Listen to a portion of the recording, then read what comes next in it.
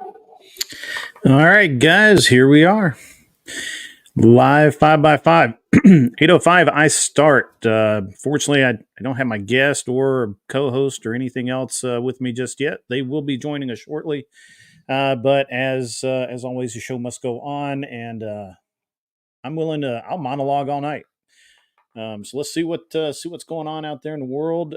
If you hear the sounds of a small human being angry, that's my 3-year-old son who is probably going to be angry, and nothing I can do about that. So he is what he is, who he is. We do actually have some things to talk about tonight, guys. We're going to start out with. There's one guy. Everybody, welcome Beaten Cheeks, the famous Birdo.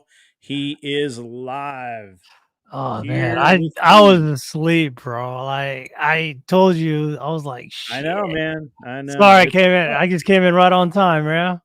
Yeah, you did, man. You did. You Fuck. missed my cool intro though. So, and Shit, I don't man. know that anybody else actually remembers that I actually start on time. I think everybody's used to everybody starting like 10 minutes late or something, but not me, bro. When it's time, bro. I'm sorry I had to Man. get you out of bed, man. I'm sorry about that. Oh, you're But good, man. I said I was gonna show for a few, so you did say that, yeah. and I'm glad you did. Um, so there's a Oh, there's hold a on. I got something for you. You got something for me? All right, I'm hanging on. All right. You know, that'll get me canceled, but that's cool. Nah, you'll be all right. Yeah, I will be all It was right. all Hey, over YouTube before. I got to mute my mic for a second. Hey, Berto, why don't you introduce yourself to the people who might not know you, which everybody does. I don't know. No one knows me on YouTube. What's up, y'all? I'm Beating Cheeks. Just Berto for anyone else. I have a Rumble channel, Raw is Lie. I was quite getting the popularity right now, gaining that traction, but unfortunately, due to my work, I have not been able to put out any content lately as much as I want to. Do some onesies and twosies. I was part of the Rumbleship partner the small creator content creator program, and they took me off because I just couldn't do the hours that they wanted me to do. So I was like, shit. It is what it is. Sorry, they don't pay the bills. My business does. I'm in cybersecurity.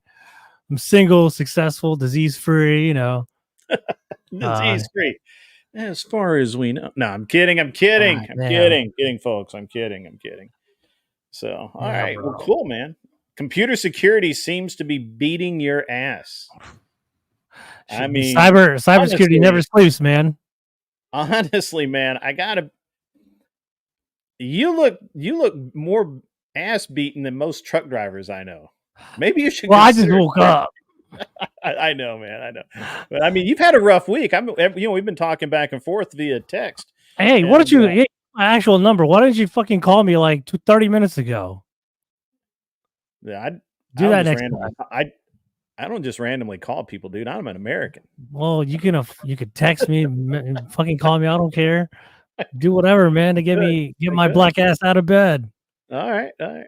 As a Shit, matter of fact, man. that's exactly what I'm going to say next time. I'm going to be like, "Hey, get your black Get ass out your of black bed." ass out of bed. Of course, you're not going to answer the phone. You'll have it on silent and down the hallway and the I don't have it on silent. I have it on vibrate. So that shit is strong, bro. I can still hear that fucker on my little table next to You my an desk. iPhone or Android guy?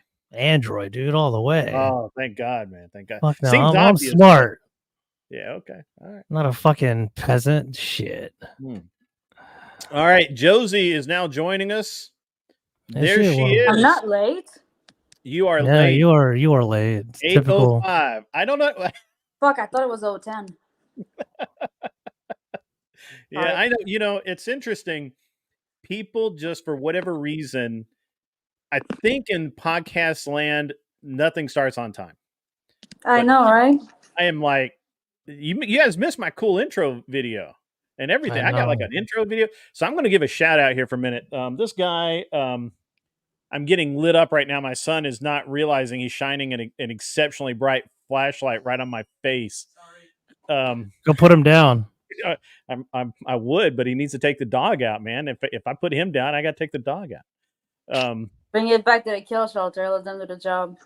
Yeah, no. I said, My dog is awesome. put the sun down, not the dog. Right. Put the sun down. Both. Right. Dog stay alive. Birdo's on it. Birdo's on it, man. Yeah. So it's interesting because there's so many. I watch a lot of podcasts. They never seem to start on time, man. It's like they just don't have that ability or something. And I guess because I don't have any guests usually, and I'll just start with I'll add people in. I don't care. But I love that it's shit. all cool. And it just is what it is. And I want to give a shout out to the member of the Whatever Discord, Rye Guy, who made my standby and my I did see that. I did see that. Yeah. I did see that intro. It's pretty good. I like that. The whole World 1 and 2 vintage shit. That was cool as fuck.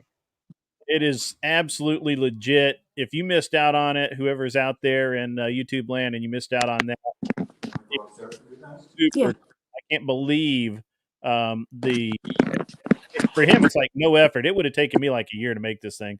But he did it. He killed it. And I didn't even say anything about him doing it. I wasn't like, hey, go do this for me or anything. I think we talked about it one time that I really needed something at the beginning of the show to open it up, because there's always something going on kind of behind the scenes. And I just need that, that kind of transition. And I really liked it. So it was really cool to have that. And again, shout out to Raga. I don't know if he does it professionally, but if he does, go to the Whatever Discord and pay that guy. He is worth it, man. I mean, I'm super shout out to that guy. I had a brand new setup I wanted to show off today too, man. I had Andrew Wilson's producer hit me up about it, and he hooked it up too, bro. You're gonna like it. You are definitely someone of your status will like it a lot. You hooked it up exactly like noob status. American. That's what I mean. Yeah. So this thing behind me, I got for free. So there's this lady that does these. I'm looking at it. Yeah, this right here. There's this lady locally that apparently does these, but they're like super heavy. Like that's steel. That's like 1/8 inch steel plate. Damn. And they're like laser cut, and then she hand paints them and everything. She just and she gives them away to like gun shops and all kinds of places. And she gave one to some friends of mine, and they had nowhere to hang it in their gun shop. It was just too heavy to put on their walls, and anywhere that they didn't already have guns or something, right? Like every inch of space is valuable in retail, right? So they're like, "Hey, man, do you want to take this? Because we can't just we don't want to sell it.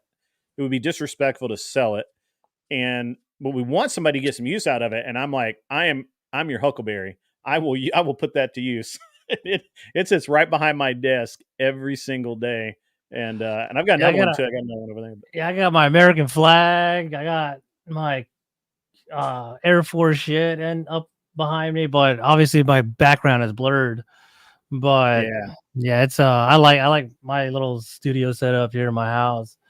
But if you see me wandering off over here, this is all my work shit over here. I'm trying. I'm logging in. Do whatever you got to do. I'm logging. I'm logging off right now, so they don't think I'm online. Otherwise, I don't want to supposed to do that for you. What? I'm sorry, Josie. We didn't hear you. Yeah, speak American here. God damn it. Well, we were talking. So Josie, wasn't I the one who was supposed to do that for you at some point? Do what? Cybersecurity? I'm confused. What are you talking about, Josie? Are you fucking high? Don't worry about it. Yeah, I want to hire Josie to do some stuff for me too. Yeah, Josie seems to have her stuff together pretty good. I just do. I'm just. Josie, can you set up my stream deck? Yeah. See, I need a stream deck, man. I have one, dude. I've had it for like fucking 8 months. I've never set it up. So I don't know how to do it except for like put my. Are you going to be using Streamlabs with the Stream Deck and No, and all OBS. that? An OBS. OBS. Okay. Are you All right. doing your Raspberry Pi? Yeah, I'll go. Yeah. I think Josie's got some stuff going on there at home, so we'll just let her pop in and out as she needs to. But yeah. So you've been like super busy. You've been. I know that you told me that you were doing the um, Rumble. Like you're like one of the top guys on or top young new guys on No, Rumble or whatever. not a What is top it that guy, you're doing? but I'm like one of the most. I'm a popular unknown figure, if that makes Unknown sense. figure. That's what I was trying to think of. Yeah, Yeah, yeah. yeah, yeah. Like You got to I help me out. started. I'm not up on Oh, I could. Oh, dude, I hook you the fuck up, dude. Rumble. There's so much I want to say on here that I can't. But Rumble is total free speech. You know, say what you want, however you want. Just don't incite violence, obviously, Sure. or that's really it. That's all Right. you can do. It's real free speach. That's all. Yeah. That's all it is to it. Trust me, I've pushed the boundaries to the point where I would have been in YouTube jail, or whatever the fuck. Yeah. I So mean, it's been great. It's been crazy, dude. And I've learned to tone it down, and I go with the flow with whoever I have on. Like I had a really religious, Cali guy. He's like extremely like an abortion what is it? He wants to abolish abortion, an abolishment of abortion. He was cool. His name is Julius. You can catch him on Today with Julius on YouTube. He has a huge following, but he got demonetized because he doesn't say anything crazy. He's a Christian guy. He doesn't cuss, doesn't say anything vulgar. so it's Well, not no, like me. that's what you gotta send the FBI to his house. Duh. Oh, he has not been confronted by the FBI, I don't think, Yet. but yeah, man. But yeah, he got demonetized. He has like 30,000 followers or some crap, and he can't. But he's on Rumble now too, and he's gaining pretty fast traction there too. He actually covers content from guys that I'd like to talk to, guys that are getting screwed over by the legal system with divorces, having kids taken away from them, and I saw an interview that he had where he interviewed a guy who was very popular like half a year ago. He literally like had proof of everything evil his ex-woman, the baby mama, of all his kids, just the most evil witch you can think of.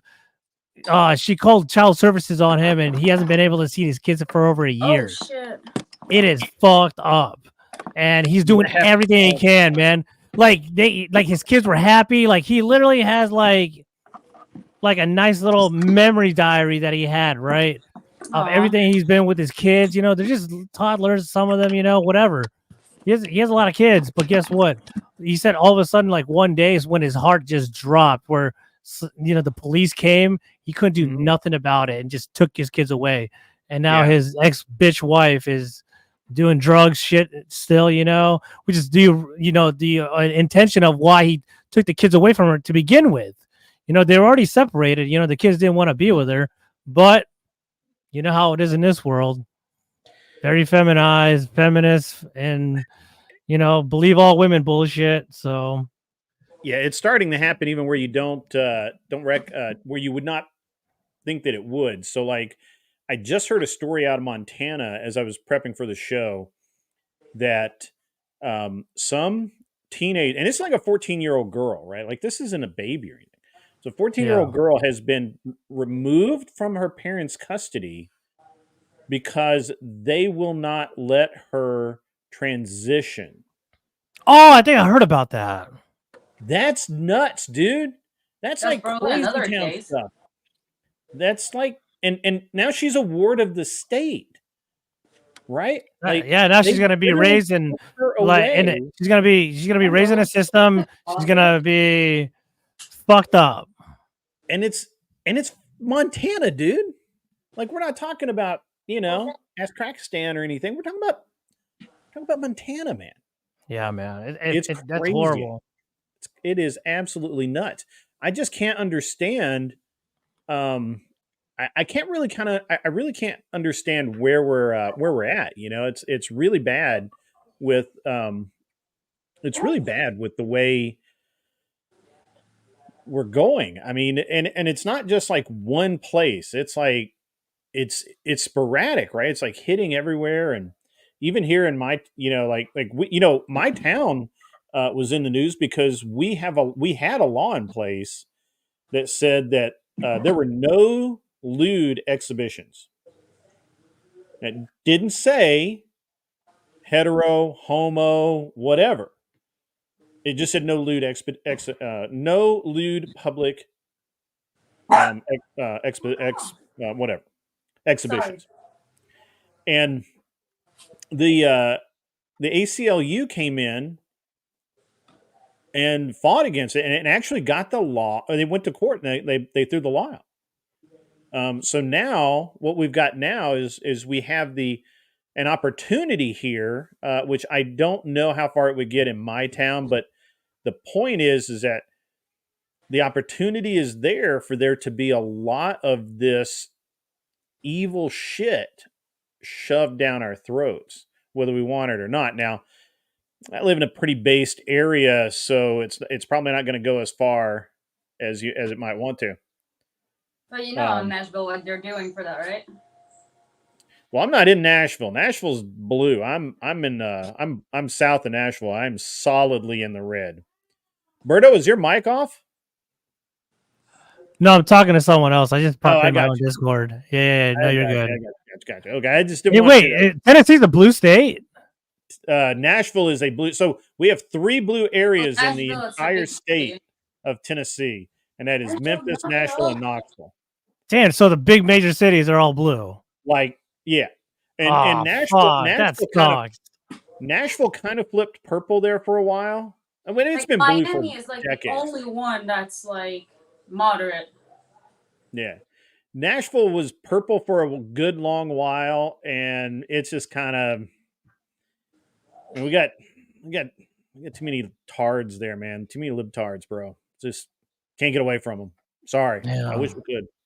And it's kind of, I mean, Memphis. I mean, we barely even claim Memphis as part of Tennessee at this point. I mean, they're so far off in the weeds, you know. And Knoxville's kind of, you know, it's a university town. You got UT Knoxville there. You got a bunch of other schools there. So a lot of stuff going on. So hard to you know. What the fuck is going on in Nashville? I don't know what the hell's going on in Nashville. Nobody knows what's going on in Nashville, man. I don't even go there unless I have to, and I only go there. I only There's go through there. going on in fucking Nashville. Like, sorry. We actually, I mean, Nashville's a really interesting place. We used to call it L.A. with a tan, right? What the fuck? Yeah, it's or no, pardon me. They were like Nashville was like, yeah, no, it's L.A. with a. I mean, basically because you know, all the country music singers are there, the studios are all there, the movie companies are all there. It's, you know, it's actually pretty crazy if you go downtown Nashville. But we got one of the cool. Actually, I think Nashville has one of the coolest Ferrari dealerships right now. I've always wanted to go to Nashville. My buddy's been trying to get me to go there for years, and I just haven't don't really been like able to Nashville go. that much. But I mean, it used to be like super cool. Like, I'm not gonna lie, Nashville. I mean, I used to go. They used to have, you know, I know that most people are not like would not think of me as a concert goer because I'm not. But back when I was younger, I did, and Are you a two-stepper? Are you a two-stepper? You're a two-stepper, aren't you? High school, when I was in high school, bro, I did the line dancing, bro. I squared it. I did actually square dance. So you know, look, I got a history, bro. I got a history. We all do. I've been around. Just I've been around. So, but they used to close down downtown, and they used to have free concerts every week. And like I saw Webb Wilder there. I saw a bunch of really cool bands there.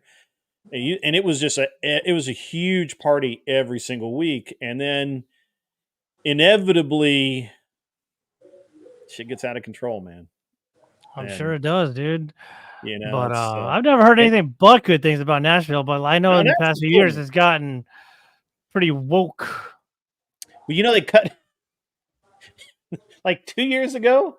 They cut out the part. So we used to have these wagons that you pedaled and you drank, and or you had somebody driving and it was like this.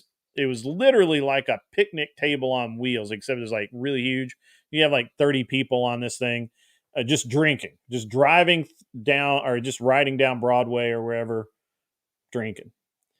And um, they banned them because somebody fell off of one. Some drunk ass fell off of one, and they banned them.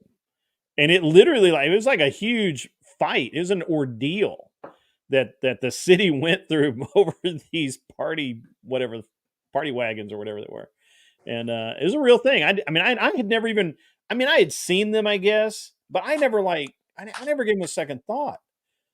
And these guys are like, "Oh yeah, yeah, we got to get rid of those things. They're dangerous."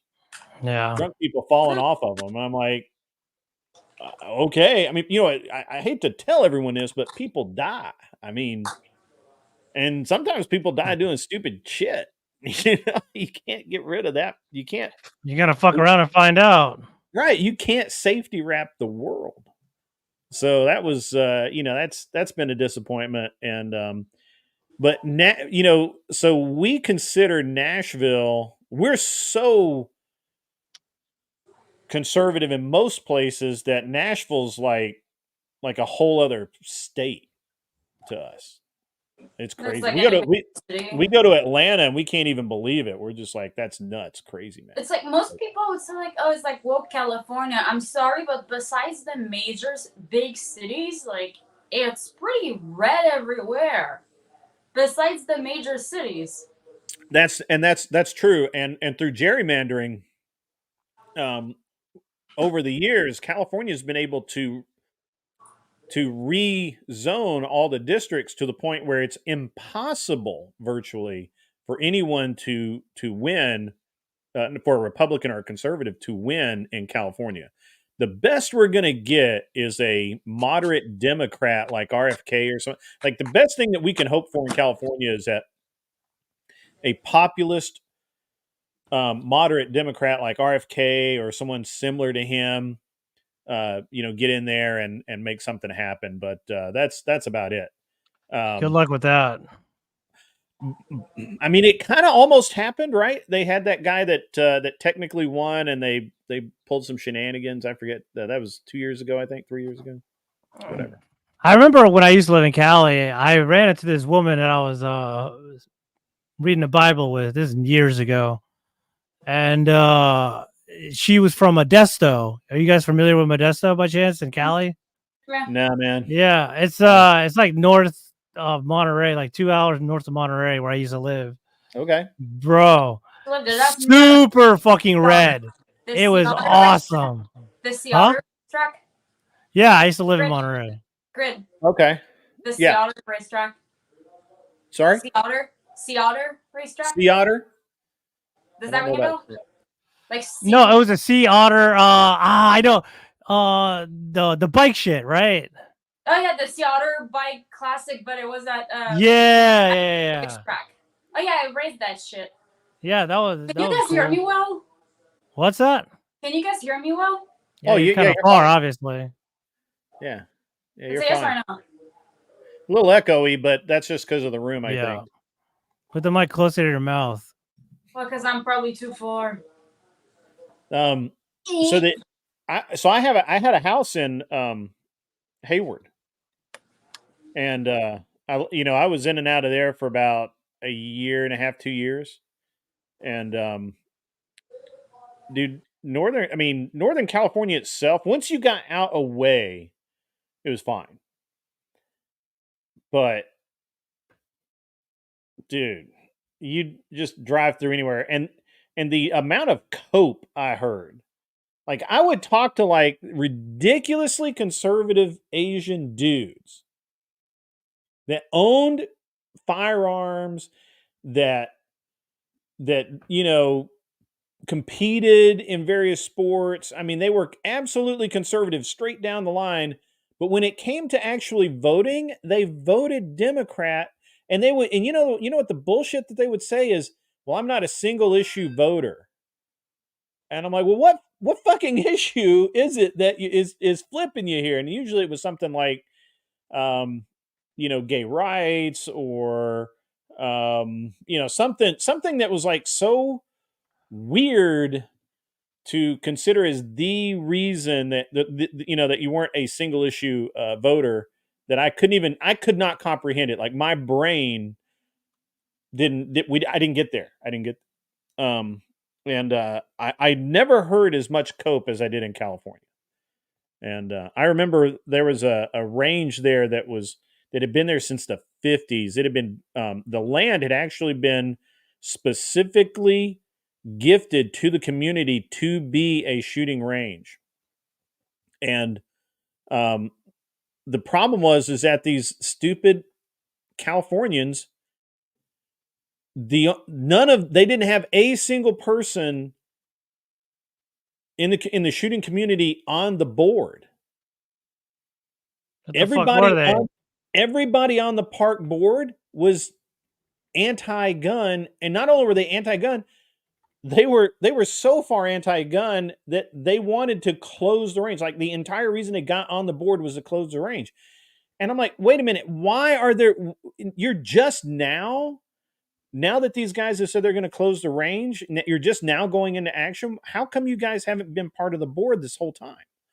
Right? Why don't you got where's why are you not being part of this? And it's always the same answers, man. It's always the same. Well, we had so and so here, but they left, and people couldn't give up that much time out of their life to be part of it or whatever. And I'm like, but these other guys did, and now and they did. They closed that range down. They absolutely 100% did.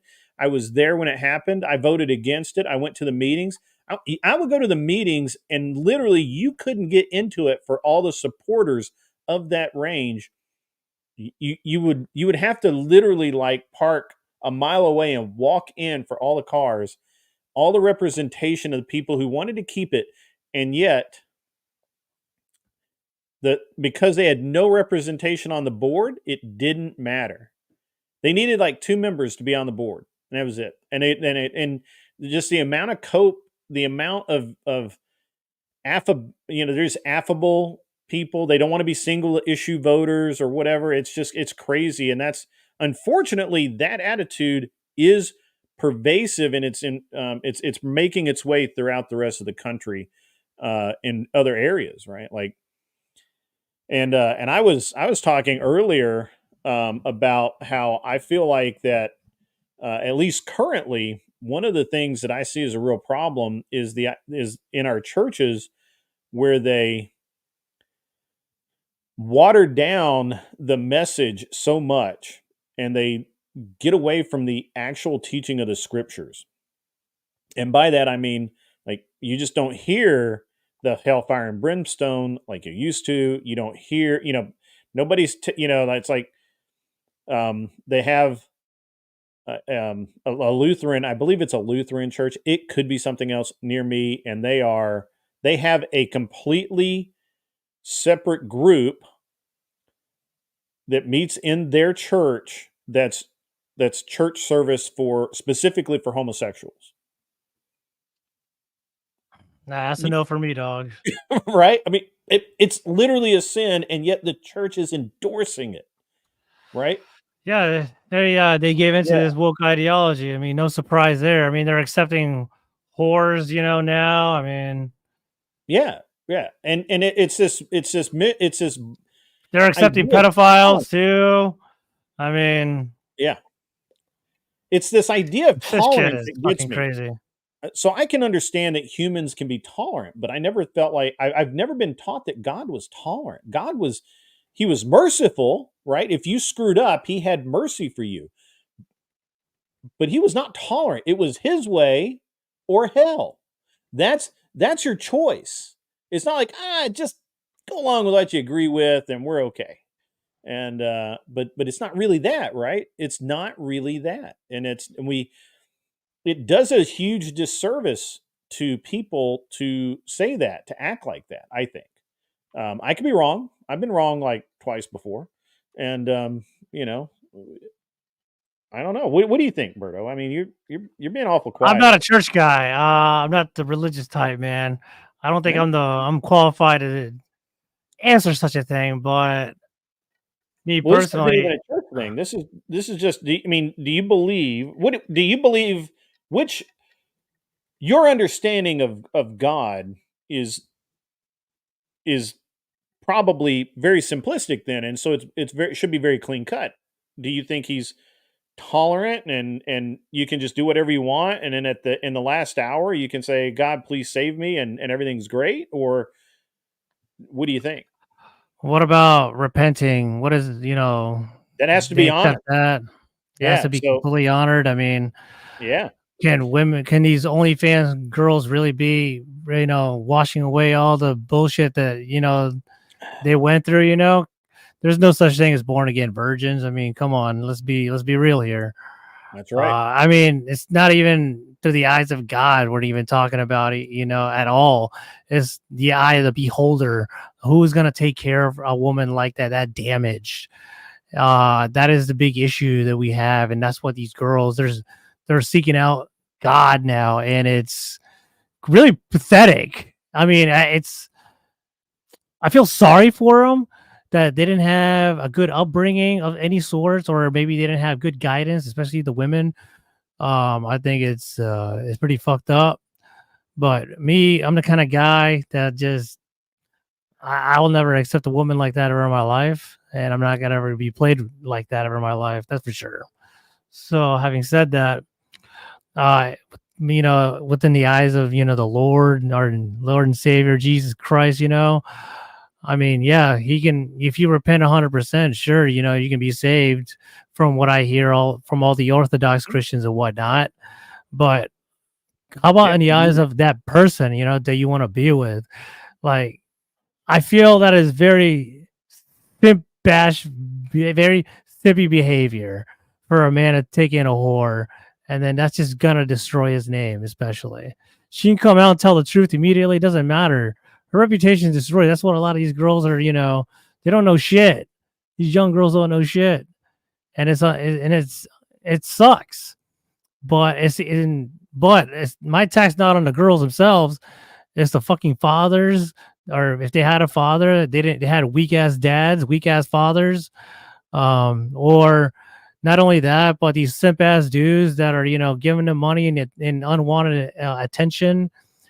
And social media is definitely destroying society as a whole, especially this feminist, my body, my choice, women empowerment.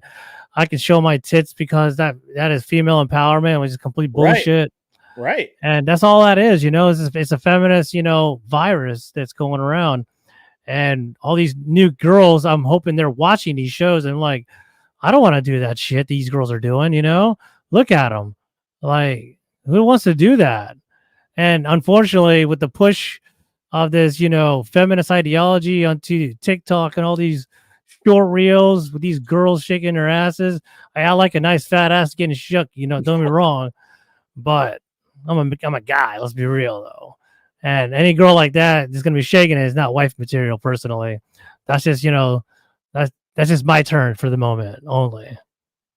I like This I is like how I most look. of that. I like most of that. So last week I talked about how My buddy you just know, said, "God forgives, I don't."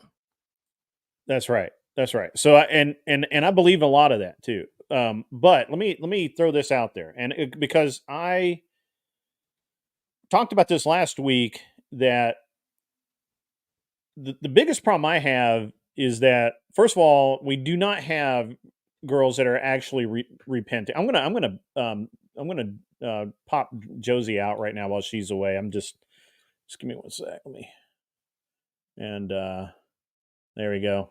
I'll add her back when she comes back in. But um, so it's an interesting thing because last week I talked about how sometimes Captain Save a Ho can save a hoe, but it's getting harder and harder because unlike when I was in school And unlike when you were probably in school, everybody has a freaking video camera. And the worst, these girls are putting it out there on the internet themselves, so it's always there and they can never get away from it. And I used to know a bunch of girls who used to be kind of bimbos in college or high school, and then they grew out of it or whatever, and they went on to have really good lives, and they went on to have let's see if Josie's back. Let's see. Doesn't look like it. And the so sometimes I think Captain Save a Ho can save a ho, but Josie must have had problems. Josie, you're back. I'm back. Okay, all right. I was still listening. I don't know why it's still on my phone. Yeah. Okay. Yeah, that's fine. So I think that you can redeem. There is some redemption there, right? But first of all, you're gonna have to find a man that's going to be confident enough in himself and confident enough in you as a former hoe to put that work in, right? It could take some work. But all I know is that these it's just sad that these girls are never gonna have a good future, man. That's all there is to it. It's really sad because they can't get away from it now. If you go on OnlyFans and you sell your butt on OnlyFans for a month, that video, that's out there forever, man. Forever. You can never get away from it. You will never hide it. Any man that searches your name is going to find it, and he's going to know that you're a hoe. And unfortunately, is it true though? Oh, I think so.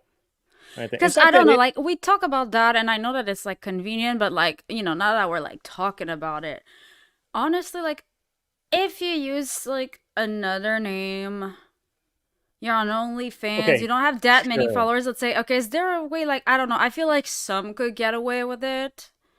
But somebody is going to know, and someday it could come back to haunt you. So the problem is that I'm all for. I believe in the redemption.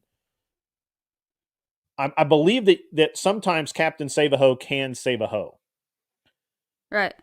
The problem is that the number of men that are willing to do that is declining because number one, there are more available women every single day of the year.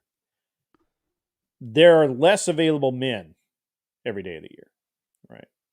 So you're just not. It's just not the same market for women as they like to think that it is, and it's sad, especially if you're looking at one like.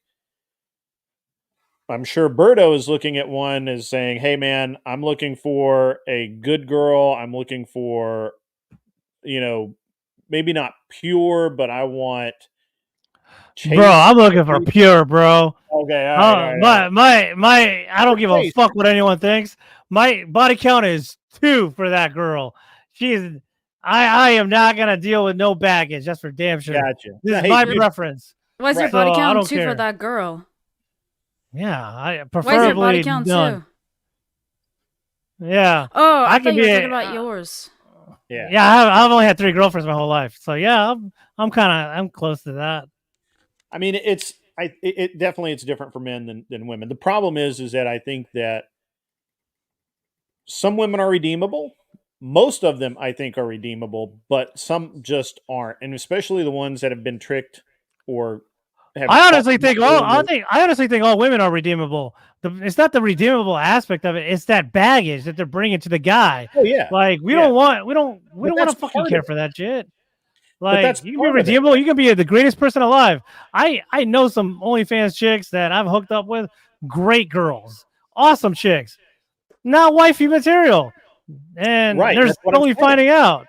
It's like, sorry, girl, I'm like, you ain't gonna. This is the best you're gonna do is just hooking up, some long-term situationships at best. It sucks. Or they're gonna have some simpy ass guy. That's the best thing that they're gonna get, some idiot. So, but anyways, don't yell in hey, your mic, man. When settings on your sorry. mic are a little weird. You're getting like Are a they? lot of echo when you yell. Oh, my bad, man. Well, I'm gonna have to get going, dude. I need to sleep. I have to wake Yeah. up at 2:00 in the morning again. Tune your mic when you get back in there tomorrow, because I just know it. You were great until you started like yelling, and then it was like. Sorry, I got a little emotional about that. It's all right, man. It's all right, man. So sometimes it's good to be emotional, man. You need a Hey, noise man, gate. good to have you on, man. It was you missed out. Mike Davis commented last night. I went to bed early, What? and Mike Davis. Yeah, made, Mike like, Davis. I gotta watch And the you rest didn't of that even episode. you Oh, didn't dude, even hit the me end up. of Yeah, it is fucking Mike just Davis. fucking jacked up, man. I mean, it was like the end. You had Like, Mike Davis don't Davis. give a You didn't fuck, even hit dude. me up. oh, I'm sorry I brought it up. I didn't mean to start something. I'm just saying Mike Davis was on, and he made like two really good super chats. Like, right Oh, I on. thought you He were like kills I it. thought you were talking like on your stream or something. No, That you had like no. Mike Davis on. I would I'm love like, to have Anyways. Mike Davis on. Hey, man, I'm gonna let you go, man. We're gonna do a Berto, go longer get one some next sleep, time. man. We'll talk more. We'll do Hey, more stuff, hey, man. do it earlier too, please. Hey, we can do Please. Rumble on early one day when you get All right. Because I've straight. been taking Friday pressuring him off. to do earlier too. Friday it so. is, man. I do Friday We'll do night. it Friday. We'll do yours You're welcome Friday. to join Jay. too, Josie. Since we can keep it Yeah. raw, because raw is law. That's right. All All right, right, I'll everybody. see you guys. Berto from Raw's Law has made a great appearance here. Berto, you are awesome, dude. We love you, man. Thanks, man. Love you guys too. Peace. All right. See you, bro. All right. Jess says, redo virgins. I don't believe in that. Gotta know what you are. Because here's the thing is that like there are guys that are going to be okay with it, but those type of guys, it's not the type of guys that those girls are going to be attracted to, because they decided to become the wealthy man that thought just didn't exist. They said, screw it, we're all the good guys. F it, I'm just gonna make my own money, screw what everyone, screw whatever people think.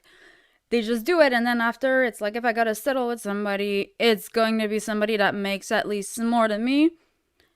And it's very likely that if a guy is going to be attracted or being willing to deal with your past, it's not going to be somebody that subconsciously you're going to be attracted to. You might be able to talk yourself into it, but you're never going to have like genuine desire, because you cannot negotiate desire.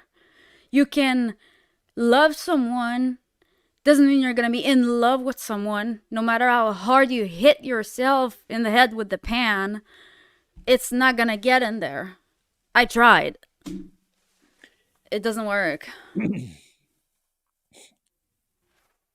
So I want to frame this really carefully, because I have a really hard line on this, and I think that most people used to have a really hard line on it. And I really feel like that modern times call for men to make better choices than women do.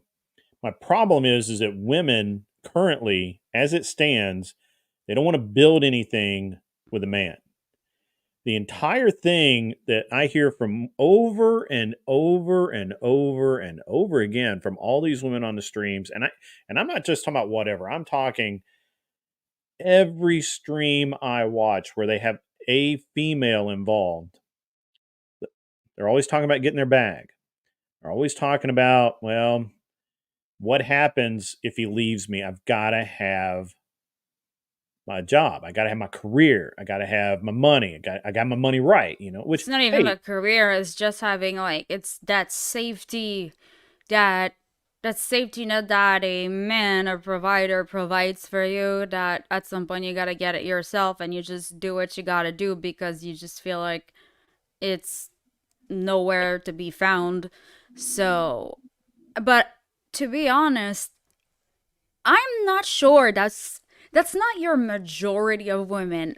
I'm under the impression that we hear a lot about it, because if we take for example, my sister, younger sister, She's a law school graduate, has a job at a law firm. She's a few years younger than I am.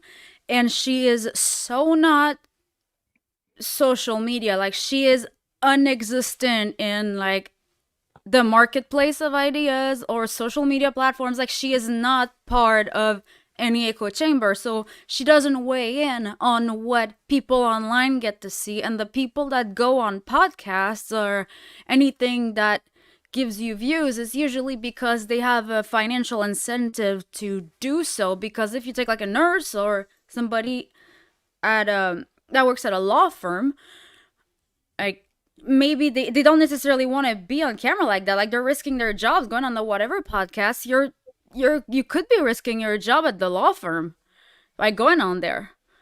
And same as nurses, they don't really have the time, or they don't really want to be on there because they're younger, they have more to lose, not much to win. If you weigh in the pros and cons, it's the math doesn't math really well. So you don't really have the majority of the population that go on there. You know what I mean? I think we have a pretty good representation, though, and I say that because they've had and this we see a lot more 304s now. We see a lot more OF girls now, but previous shows going back, they had a pretty good cross section, and they've had working. They've had modern women on there that have jobs and that sort of career women. But that's not actually what I'm talking. That's really not my point. My point is that it's one thing if you're going to like. I don't have a problem with a woman wanting to work like a lot of men do. A lot of men really, especially in red pill space, they really have a problem with women wanting to have a job. That's actually not my problem. My problem is that women aren't willing to build something with a man. They're not willing to grow with that relationship. They want everything handed to them day one, perfect, great house, everything done. And if any of that doesn't work out, then they want to bail. And so this is a part of our culture right now. And I see it. I see teenagers doing this shit where they want to walk in and be like pro whatever first day. Why would I go with somebody as retarded as I am and who like makes the mistakes that I make, and so we could go like kumbaya, we're besties, and like get in trouble together? I don't think you should. Exactly. But you should. But should I go with somebody that's about, like, let's say your age, but is at the same financial level as I am, so that we can grow together? No, it's not really. That's not really the point either. The point is like what you have a bunch of people who get out of college or are in college, and dudes are getting out, and all the women they want to date won't date them because they can go make more money doing OnlyFans, or the guy gets out, has a pretty reasonable job, and the girl comes out and all she wants to do is all of her money go into whatever she wants to do, and their money pays for all the bills. And if you ask commonly, she'll say, well, I need my money. It's my money. It's my money. And we all know that. I mean, that's women hate sharing resources. That's not even something to argue about, that's the way that is. But I'm going to answer Strana's deal here, and then I'm going to go into something. A few minutes behind, catching up on 1.5. What happens when AI can dox every 304 who tries to lie? Wrong. That's a good point. Wrong. You don't think it'll happen? No. AI. I build AI. Y'all overestimating that shit way too much. Y'all need to stop watching like all the wacko hogs that are scared of AI taking over the world. Like, chill out. I'm not worried about AI taking over the world. I'm worried about it when AI can go back and look through records in seconds that would take me 3 weeks to look through and find things that I would never look. If it happens, you know what? I think it is happening, but that's relevant. I like it. All right. So I guess I'm gonna use me as an example. So I didn't get married until I had enough money to at least live, and I was living by myself comfortably. I didn't need a woman in my life. I As was a you little bit odd should. in that, but my No, wife I had mean never I had a don't I job. don't think you should get I don't think that you should get with somebody if you're the type of person who needs someone. Because I don't think you're gonna find the right person, but anyways. Jess, they can already find linked accounts. They can find photos. They can find all that. I Okay, mean, okay. that's If part you're of the trying purpose. if you're talking about that, go use it. Okay, like search an item. It I mean, it's going to like let's say like take my picture, okay, and do like the AI image search. They're gonna show you like dogs that are brown. Like it's so retarded. Like it's not there yet. It's not there yet, but he's saying when it can. He didn't say it can do it It today. won't. We'll I don't see. know. I think it's like it's built by humans. It's going to be fought by humans. Somebody that's going to build something stronger is going to be a human, and somebody that's going to outbeat it is going to be a human, and it just never I ends. And mean, that's why IT is a great field to be in. I use AI to write the code for my Arduinos and Pi. I mean, I don't even write my own code anymore. I let AI do it. Arduinos and Pi, Mm-hmm. Yeah, I don't even like write it. Raspberry Pi. Yeah, Raspberry Pi. Okay. I'm running a Pi 5, Pi 4, and Arduinos. And I'm running an Arduino Mega that I've got working up to do some stuff for my airplane. Yeah, I because don't of even. Visual Studio. Yeah, I don't even use it. I literally go in. I have. I just tell. Yeah, because it picks the shit from Visual Studio and GitHub, and Yeah, it's all open source. It yeah. just helps searching faster, but It it's does it not going to way like make faster shit than I can. I happens. can literally say AI, I want this to do this, and it fucking makes it happen. It's awesome. It's great. But And let's talk how much do you pay for that? free. It's free. Chat GTP will do it. I mean, GPT. you have to tweak it a little bit, but it'll do it. It's Let's crazy. say I think it has to be very very specific because even like there's stuff that like I would try You gotta and kind of tweak it. I mean, it's not like, it's so bad. but it's not hard. I mean, I'm not even gonna say that I'm smart and I can do it. So Would AI prawn be more ethical than the women currently and their OnlyFans is currently a very how could I say that? You think that they're like you think you're at square 5 and you think they're also at square 5 while they're already at square 15. They're like so ahead that they've already figured it out. And trust me, if you don't believe me, create a creator account on OnlyFans, go through the process of becoming an OF creator. You don't need to post anything. You can just get started because there's a verification process. Try to do one selfie post. Try to post something that's not even you. And try to post something that's AI generated. See what happens. well, I think the question is more that at some point corporations will be using AI to replace the porn that's currently being generated by humans, and we won't be able to tell because it's that realistic. And so at that point, there's no They're point. already ahead of that. They've already figured it out. So I mean, it's just a game. It's like a cat and mouse game, you know. All I know, so my only answer to that is, As long as so it's disclosed. I think that it's very interesting that the guys who could not pick up the hot chicks because they were geeks and they were too busy studying and they were too busy writing code and they were too busy doing this, that, and the other thing. I find it highly interesting that those guys are going to be the ones that put the hot girls out of business, at least on the internet. Now, in person, the problem is that in person you really can't get anything in person better than real currently. Although there's some really pretty cool robots out there. I guess I don't really know. I'm not up on it.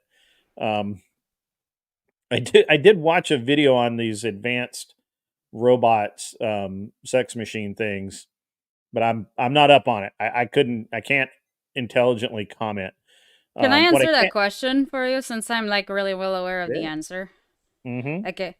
Because in the tech field, so the most, let's say, beta type, quiet guy goes into IT, follow the instruction, raised by a single mom. They're thought to worship and respect women and, like pet it nicely and treat them like pretty little flowers and stuff. So there is a feeling of disgust when it comes to whacking off to porn, let's say, which is why hentai can be popular, especially for people who enjoy anime as well, because it's not real. It makes it less unethical for them to know that it's not a real person. Because it's not a real person, they're not degrading any women. It's fake. So some dudes be into that because it's not a real person. And also what you can create, you can just build it the way that you want, and there's like a bunch of field involved that creates dopamine in the brain. If you work in IT, I mean, like you build cars, like when you put something together and you try it and it works and you go, oh, it's working, like that little thrill that you get.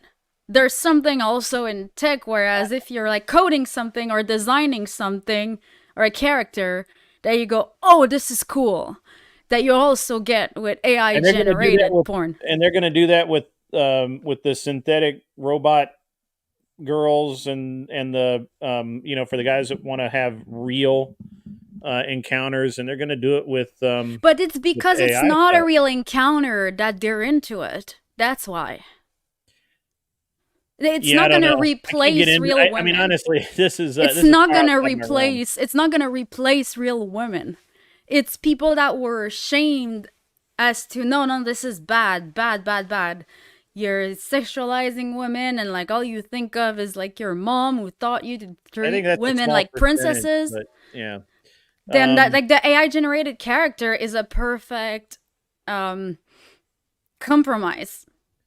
You know what I mean? And I know because some guys that like I do like GitHub stuff with, they told me about it. They've been pretty open about it, actually. Don't think companies will want to search a history of a future employee and figure out if they will be a good employee or troublemaker. Whether AI gets built that way will depend on that demographic. And that's why do you think China's collecting all that data with TikTok? That's exactly why I think that AI is going to be able to out anybody, and you will not be able to hide going forward, because all the money in AI is not going to be put into entertainment. All of the money in AI, as Strana, I hope I'm saying that right, Strana, whatever.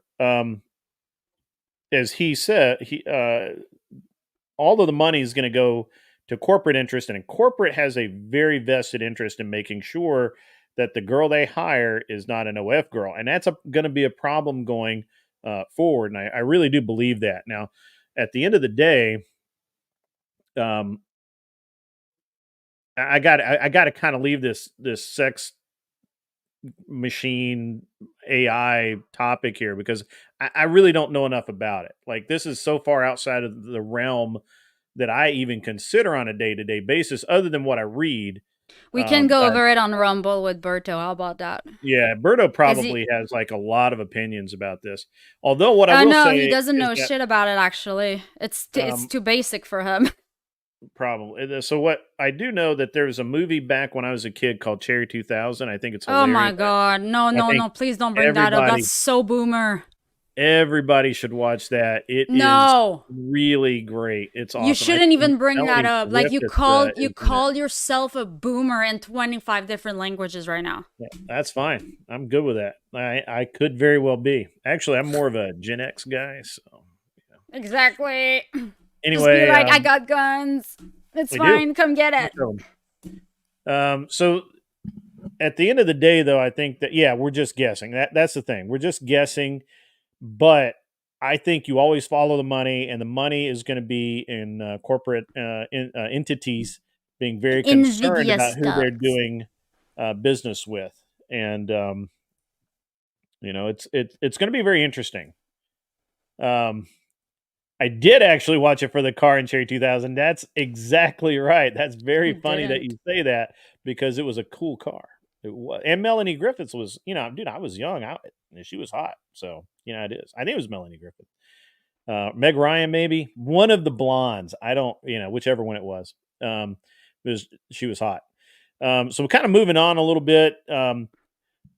I watched. It took me most of the day today to finish watching the whatever episode from last night. I only really caught like the first maybe hour and a half of it last night because I needed to rack out. I was really tired and I had just a lot going on, so I didn't really dig too far into it last night. But today, it took, like I said, it took me all day to watch it. But man, was it funny! That was especially what the end. Stupid ass cunt. Which one? There were a lot of them. That Bible thumping dumbass 304. Yeah. So that's interesting. She, it was pretty nuts for her to stand up, or not stand up, but to put it out there right out of the gate and draw all that heat. I really think that she thought, well, I don't think she thought it through, but I think that in her mind, she saw it as being like she was going to make this super cool statement, and all the girls at the table would back her. And I think all the girls at the table thought she was dumb because obviously nobody actually goes after the girls there for anything that they don't bring up themselves or they don't say themselves. So it's not like people are insulting girls just for just for the heck of it. And Andrew was hilarious. Andrew was really funny. Andrew's so funny. We should have him. He can be. We should have him on. So much better. He's getting so much better, man. So like, I don't know. You guys probably don't remember this because I wasn't really streaming then, and I wasn't talking about it except in chat. But bro, we should have him on. We should. We don't. The what thing do we is disagree on? When Andrew first started with Brian, I was like, this guy makes like 4 comments a show. Like, I'm like, he's boring. Like, this is boring. And I don't know. I think it took him a minute to kind of develop his own kind of. I think his audio was delayed a little bit. Well, I think the thing is that he was a blood sport debater, so he was very used to like just taking people out, right? Oh yeah, he's from the days of like he used to be on this Facebook group called Table Talk, I think it used to be called. I think it's still around actually. And I remember him from back when he was with Table Talk. I'm not sure what happened. I think they got beef, so he left. He had his own thing. Yeah. But yeah, I don't know. And yeah, so Andrew, his first few appearances on the show, he either went really hard and he kind of like went down a rabbit hole, or he just sat there. And so I was like, I don't even want to. This guy's just not helping the show. He's just not contributing. But I think he's figured it out. Like, he's got the format down. He's pivoted a little bit. And because honestly, there's only so many times you can debate the same 8 guys on the internet about the same things. And it's getting to the point now where, like, I don't know if you guys saw that debate with him in that tree of life or victory or whatever the hell she calls herself, the mad black woman that literally just the whole time that she was on cam, she was just screaming at Andrew. Like, it was the dumbest thing. I literally felt like sending her an email asking her to tip me $20 for sitting through that nonsense because it was terrible. And I didn't, but I should have. And at the end of the day, Andrew quit because he didn't want to sit. He wasn't going to sit there and be yelled at. She wouldn't answer any of his questions, and it was just a terrible thing, man. And I that's actually when I kind of was like, you know what, maybe I need to pay more attention to Andrew, because Andrew might actually have something going on here. And the last couple of shows on whatever, man, he has just let loose. Um, he has I been, like him more when he loses it a little bit. He's funny, actually.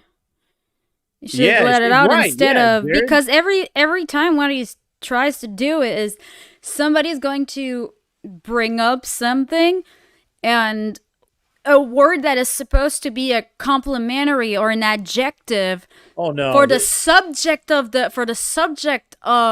the sentence, he picks on that adjective and goes down the rabbit hole and to like break it down when, we were talking about this over here and now we're like over there. So this, I don't know. I guess you didn't see it. So he had this, and I don't know who sent it to me. Somebody sent it to me and they said, you've got to watch this. And I'm like, all right, I'll watch it. So it was Andrew in a blood sport debate, and you basically, I guess you just keep going until somebody taps out and quits. Right. And it's supposed to be a debate with this tree of life, tree of history, whatever person. And she's got this really cool set and all this stuff. She's awesome, I guess. From the she actually seemed pretty calm during the intro, and I thought, okay, this is gonna be pretty good. This will be good. This will be awesome.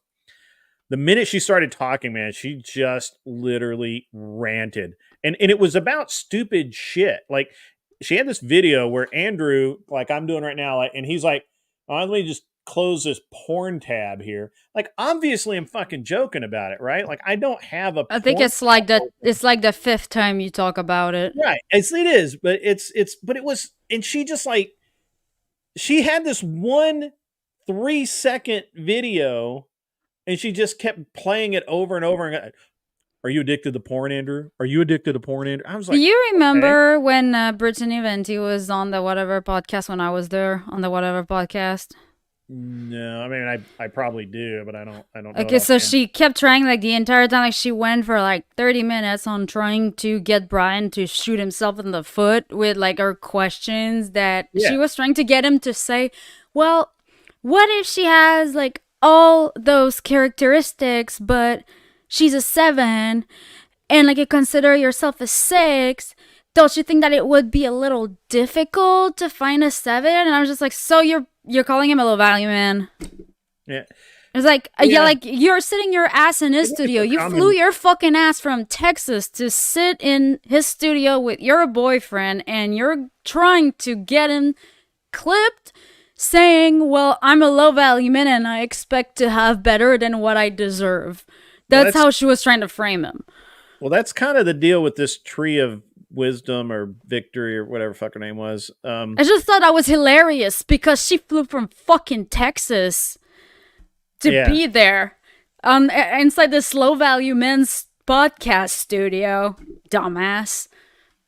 All I know is that the thing with Andrew, I don't agree that it was an L, Jared. I think that it wasn't an L. Earlier, I would have been like, if you're not going to listen to me, there's no point for me to be here. Like, I'm done. Like, I don't get into that stuff anyway. I don't want to be a debater. I'd rather have a discussion anyway. But if you are going to agree to a debate, have a fucking debate. And she was just really rude. And I know that I've talked about it before, but that was kind of when I really started looking at Andrew. And the last few times he's been on whatever, did I see her No, I didn't, man. You're talking about that's you. No, I didn't see that video. I did. I don't watch. That's horrible. That's horrible. No, that's on a whole other level. She has crossed the fucking line. That was painful to watch. I just don't watch trash that much. And, like I said, I was even, initially I really wasn't really that keen on Andrew. He has. No, but that was it. I was wondering if you saw his video response to it. Oh, no. But he, if he said he took an L, I disagree. I think I would have punched out earlier. You know, if you're not going to debate, there's no point in being there. So you know, it is what it is. But kind of where I was going, we keep kind of getting sidetracked. Where I was going with this is Andrew has gotten it down to where he lets go just the right amount. Like the girls last night, they needed to kind of have that hard, especially the new Christian girls. They needed to have that hard line drawn in the sand. It was pretty terrible the way they were talking, and I had some pretty good TTSs in there. I just it got kind of boring, so I was like, I'm going to go to bed. And then it was boring. I still don't understand. I still don't understand how like you pay $100 just to like waste $100. It's not like you're gonna convince them. Like, oh yeah, no, I do it for my own personal amusement. I mean, it's that's and it's interesting because I just had somebody send me a message on Discord asking me about why I do it, and he's obviously he says I disrupt the flow of the program, and it would just be better if I didn't. And I'm like, hey, no, it's much better if you do. Oh my god, when I was on the show, I was like, thank God, there's Grids TTS incoming. Yeah. Because sometimes like they just go down like some never-ending talking in circle, and like you're praying for a triggering TTS just to get out of it. The TTS have really been interesting lately because it seems like we have like 5 or 6 really decent players now. So it used to be that I kind of felt like I had to do a lot of heavy lifting, right? Like I had to get in there and that sort of thing. And then of course we have to talk about Chase in the TTSs because he is such a little girl about them. And you know what his favorite makeup brand is? Maybelline? I don't know. Too Faced. That's funny. That's because it's true. So yeah, Too Faced better than sex. Yeah, that's the name of their eyeliner. I don't, I have nothing against Chase, but I understood what I kind of got to where I understood what he was doing. He was clip farming the whole time, and he was really looking to get those perfect little like Bible thumping shit, minute clips so he could put them on Twitter, and that's all he wanted. And the TTSs would jack with that, and so I remember there was one show where I kind of did it on purpose, and I would have just kept doing it too, but whatever. So anyway, so that kind of covers that stuff, right? Because I've had a lot. Speaking of, and remind me, I've got some tea for you. Remind me after. Sorry. I'm sorry. I've got tea for you. Tea? Okay. I like tea. Hot tea. Hot tea for me. Yeah. No, I don't drink hot tea. My wife does. I don't drink hot tea. I don't. I'm gonna spill it. I see. It's you're talking gossip. We all love spilling gossip, the tea, folks. Do we not all love gossip, even when we say we don't? Oh come on, we all do. I like it in small doses. Espresso. I like espresso size gossip. I freaking love Rolo for that. Yeah. He's such a tia. I love him.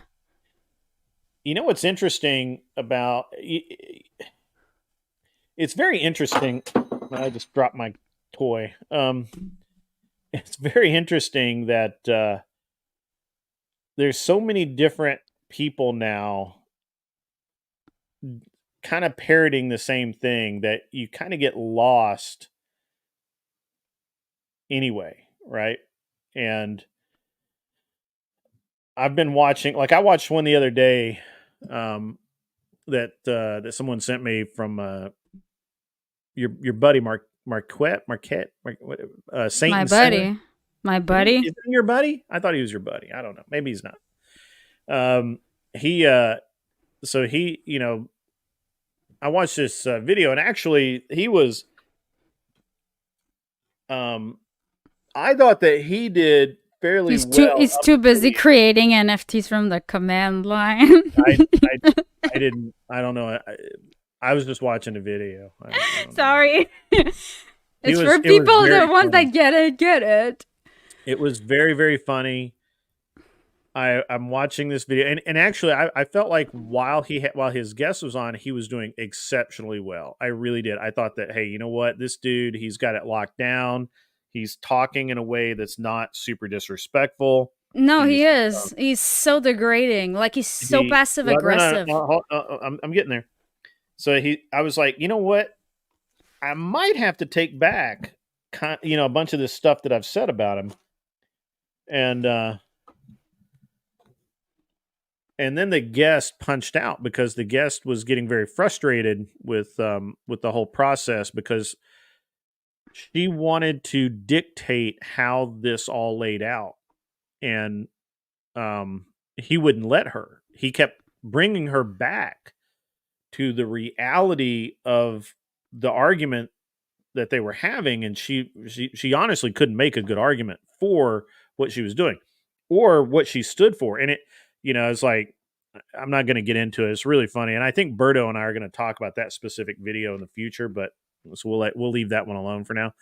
But it was the methodology. I was like, man, I kind of respect this guy. Kind of respect him. He, like I may have to take back some. I may have to walk back my statements. I found out like the Saint and the Sinner is a name that suits him very well because there's something about me that likes something about like his personality, but despises him at the same time. So what happens is I'm going Saint along, and Sinner is like very accurate. I'm with him, right? Like I'm understanding what he's doing. Everything's cool. Enough tea. Yeah, enough tea. And then the get enough tea, Grid? Woman punches out. The woman punches out. Yeah. Like, I'm done. And then he spent almost as much time denigrating her and her cause and picking through the whole argument as she was in the show with him. Like it was like a whole other show that he did, or another hour. So they had basically an hour conversation, and he spent another hour picking it apart and trying to make her look like an idiot. And I was like, God.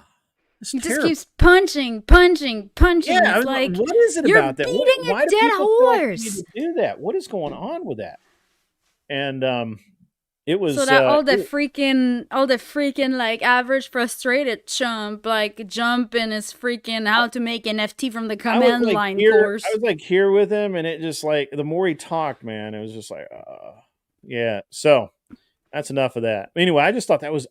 And then I didn't. His personality initially was totally different than when he was on whatever, and I was like, okay, I know whatever. Maybe the guy had a bad night. I thought, maybe I didn't give the guy enough of a chance. I was like, this is great, this is cool. And then like I said, guest punches out instead of saying, hey, that was a great conversation. She blah blah blah, and punching out himself. It was literally spent more time taking her apart than anything when she wasn't there. And it's just like the respect just kept going down. It's really strange. I don't understand that. There's my buddy Rye guy who did the intro bit for the show. If you saw it, is awesome. You guys should, if you need work like that done, I don't know if he does it privately and for money, but he should because he's fucking awesome at it. I should watch the BBC doc he made about himself. It's amazing. Man, I don't know if I can take it. Oh, yeah, that's so funny, bro. Oh, my God. That's like the cringiest thing I've ever seen in my life. It's so cringe. I can only do so much. I can only do so much. All right, now I'm done with that stuff. Let's move on. I'm moving on. We're okay. Pull that bus over to the side of the pretentiousness turnpike, and we'll leave it running with keys in it for somebody to steal. But he's probably opposite of Q Pill. Marquette. Yeah. That Q's all right. Yeah. I mean, right. Okay, so like our little buddy like Moxie that was supposed to be on the stream the other day with us. Yeah, what happened with her? What's up with that? She was supposed to go on the whatever podcast. She ends up canceling with Brian like the day before, and apparently that after like she basically tried to get him to like pay for the flight and our traveling expense, and he said like, no, screw that. And basically like, you know, taking the money and just not show up kind of thing, and somebody pretending to be her manager. And apparently like she did the same thing on Fresh and Fit and a bunch of different other streamers, and whenever she actually makes it there, she comes up with somehow she gets essayed. She said like she got essayed like 8 times with different streamers or something. Oh wow. Like interesting. Like streamers, it's like, bro. No, I'm sorry. That's not how it works. Yeah. I don't know what she's trying to do, but it was just weird because it's like I invite her on our stream and she was like super down. She even calls me, like voice. I'm like, that's weird. I couldn't take it, so I'm like, hey, sorry, like I can't talk right now. Like I gotta head out. Like I had to head out to USPS, and it was like 4:50. Cuts out at like 5. Sorry, like I had to head out, and after I sent her the link and I said, hey, this is where the link's gonna be. I put you in the conversation. MIA. Never heard from her again. She's still active on her Discord. And she even posted, might be streaming tonight after I reached out to her. Maybe like 30 minutes later, she ends up deleting that message and she just ghosts me 100%. She didn't block me from anything. She's just ghosting. She actually was on my in my PMs there, but I didn't pay any attention to her. Jared, I did not see the. I knew she would do that. I fucking knew it. She didn't say anything, and it was in the conversation with you and I. And I mean, she didn't say anything. I didn't say anything, but like her name changed a couple of times. I'm like, I don't know this person. I don't care. Gray Stork tantrum cause whatever, never got back to her. No, didn't see it. You know, to be honest, I don't actually follow a bunch of this stuff, and I'm actually like, and that's, I'm going to kind of get away from the streamer stuff. I kind of had to get into it a little bit because we had Berto on, and then obviously all of the interesting things going on with Andrew and whatever and all that's really cool. Personally, you know, I catch a lot of flack for supporting whatever, which I don't really care about. Nobody can hurt my feelings, so.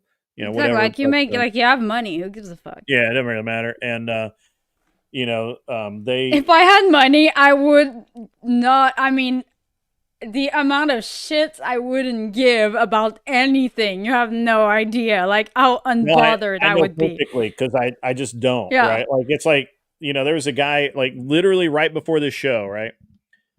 There's a guy in my PMs. He says, why do you know, I mean, I could read it, but basically, why do you do this? Why do you do that? Why, you know, you're interrupting the conversation. I'm like, I told him, I'm like, because I want to, and I can't. That's simple. And I've actually, there's always somebody in the chat that's going to complain regardless. Like it's a people, individuals are smart, people are stupid kind of thing. So maybe, yeah. Here's the thing. I've been tapering off anyway. I've got other things to do. There was like a period of time that was kind of like the perfect storm where I had the time to pay attention and do all of that, but I have so many other things to do now that I can't even watch a full show anymore. So it is what it is, and I'm you know, so I'm gonna kind of move away from the streaming stuff for a minute and talk about. So obviously, I talked a little bit earlier about some of the stuff what's going on in Montana. And all of these other laws that are being passed. And of course, we're about to see a bunch of really interesting things go on now that Super Tuesday is happening and the election's about to get really serious for the next few months leading up into November.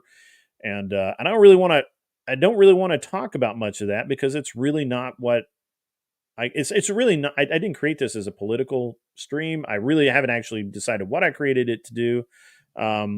I really wanted to, I really just want to kind of talk and talk about stuff that I'm interested in and kind of modern current events, that sort of thing. So, you know, we've kind of bounced around a little bit more than I wanted to tonight.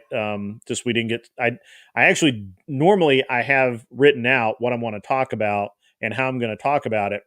I had nothing for tonight because last minute. You guys don't know this behind the scenes stuff. Berto was supposed to. Berto and I were supposed to stream together earlier, and he had everything laid out. I was just going to be the guest. I'd follow his lead. Everything's great. That didn't happen. He had work to do. I respect that. He's a businessman. He's got to manage his business, got to handle it, and he He's did. super busy now. It's crazy. Yeah. Like cybersecurity is so fucked right now. Like Yeah, so it's insane. We're getting fucking attacked. Like he's what he's got customers in Korea that he's dealing with, and their timeline is different than his timeline. I don't envy him. Yeah, I mean, it sucks for him big time. So I was supposed to be on early with him, and I would have talked about a bunch of the stuff that I talked about tonight on my stream, on his stream. And I didn't actually I never got around to making up a sheet of what I wanted to talk about this evening, other than just kind of monologuing. I didn't know whether Josie was going to be on because, she's been busy all week, and it's just one of those things. So, I told you I'd help you out. I'm gonna help you out. I'm a little unprepared, but not too bad. So I think I think where I'm going to go right now is this idea that we have as a society that we've kind of gotten away from, and that is that you have on one side of the coin, you have men that are supposed to protect women, and you have women that, for whatever reason, are being told that they don't need no man to protect them, and yet they're constantly living in fear of men. And we were supposed to have a show last week where we had some younger ladies and we kind of talked about this last week. We were supposed to have these ladies on. It didn't happen. That was like it literally everybody bailed. And I didn't really get into it. I didn't really touch on any of this stuff last week. I'm really not prepared to go too deep into it tonight. I'm going to tell you a little secret real quick. Sure. Actually, the more you have to find these girls, even if it's just for like an online interview, the more you become a raging misogynist. Well, I don't know if women. I'm getting. I hate women. Yeah. Like, I don't even know why y'all into women. Fuck that. I mean, they're so entitled. It's really bad now. I mean, well, I think that there's this like, so. Like either they're dumb or they're raging narcissists. Man, I really hate using the following words, but misogyny. It's such a toxic environment that these women or girls, really, they're not even women, they're girls, that they put themselves into. I talk to them, believe it or not, I actually do go outside of my house. I don't live in a compound isolated from everybody. I actually go out in the world and I talk to people, I interact with people, and I deal with people on a regular basis, and I deal with people in a lot of different ways. And where I'm at, people are fairly normal, but I talk to people all over the country that are not normal, just in the course of business and other things that I'm doing. And I have to tell you, man, there's like this whole generation, 10 years worth probably of women, 10 to 12 years of women that have grown up with this idea of, well, actually it's not an idea, with a bunch of different ideas that all conflict with each other. They don't need no man, but men are dangerous. And they need a man to protect them, but they can't trust men, and they can't. And what the hell, man? Remember when I said individuals are smart, people are stupid? I think that you're attributing individual statement to people as one person when there are they're different individuals. They're all women, but it's two different women who said those things. You know what I mean? I've kind of heard the same thing from I've heard the same woman say two entirely different things, thinking that they are mutually exclusive, or mutually inclusive and absolutely exclusive of each other, is literally diametrically opposed. What was it? Well, men are only interested in one thing, but the first thing they do when they get in trouble is they call a man. They can't trust men. They don't trust men. Men are out to get them. But literally, they will not do anything without a man involved.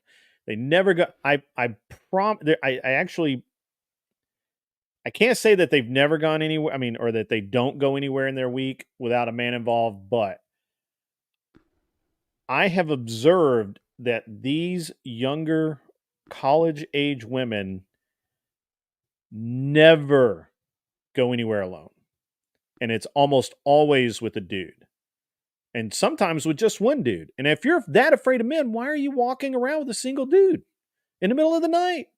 What's going on? I mean, none of it makes any sense. I don't know where you got that from, but I feel like it's a specific case. These are college age women, man.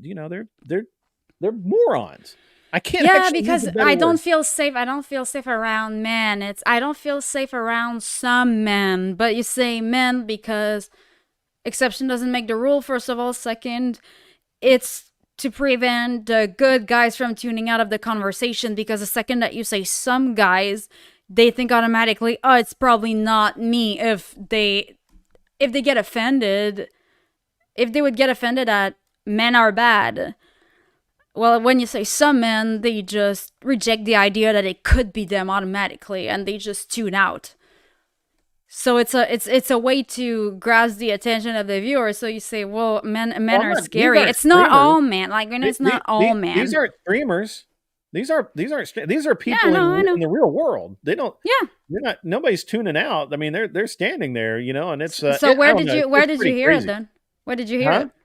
Where did you hear it? Well, I interact with people all the time. I'm in my, I go by flight school. I'm on the airport a lot. I actually talk to a lot of college age people. Where do you think that girl you spoke to, where do you think she got that from? A streamer. Well, maybe. Or a TikTok. Or her feminist studies class. No, a TikTok. Or TikTok. Yeah, TikTok. It's always TikTok. Short form. I don't really know. I don't know where they get it. I don't care. At the end of the day, I'm just like, it's just so fucked up. Like, I understand why Brian. I understand why Brian right now has a target-rich environment, because these young ladies are so jacked up. Now, I will say, I also see young women who are super based that are down to earth, help their families, but I'm talking that's like a 1 in 5. Like, and as a matter of fact, I'm gonna pick a very specific example. One of the men that I know that he does work for me. He bush hogs my field. He's a farmer. He's a rancher, not a farmer. He's a rancher. Makes a pretty good living. He has like 3 daughters. They're all idiots. They're literally all crazy. The oldest one, I think she was on OnlyFans. And that's here in Middle Tennessee, like middle of nowhere, right? And she's not pretty. Most of them aren't. Not. And I think she was on OnlyFans, and she's had multiple boyfriends. Never been married, as near as I can tell. Been in abusive relationships. Duh. She, yeah, right. And then, and she has a kid that her parents take care of because she just can't. She doesn't have her shit together enough, and doesn't care to get her shit together enough. Wait, where mom and dad? Where mom and dad? Mom and dad are taking care of her kid. That's where they are.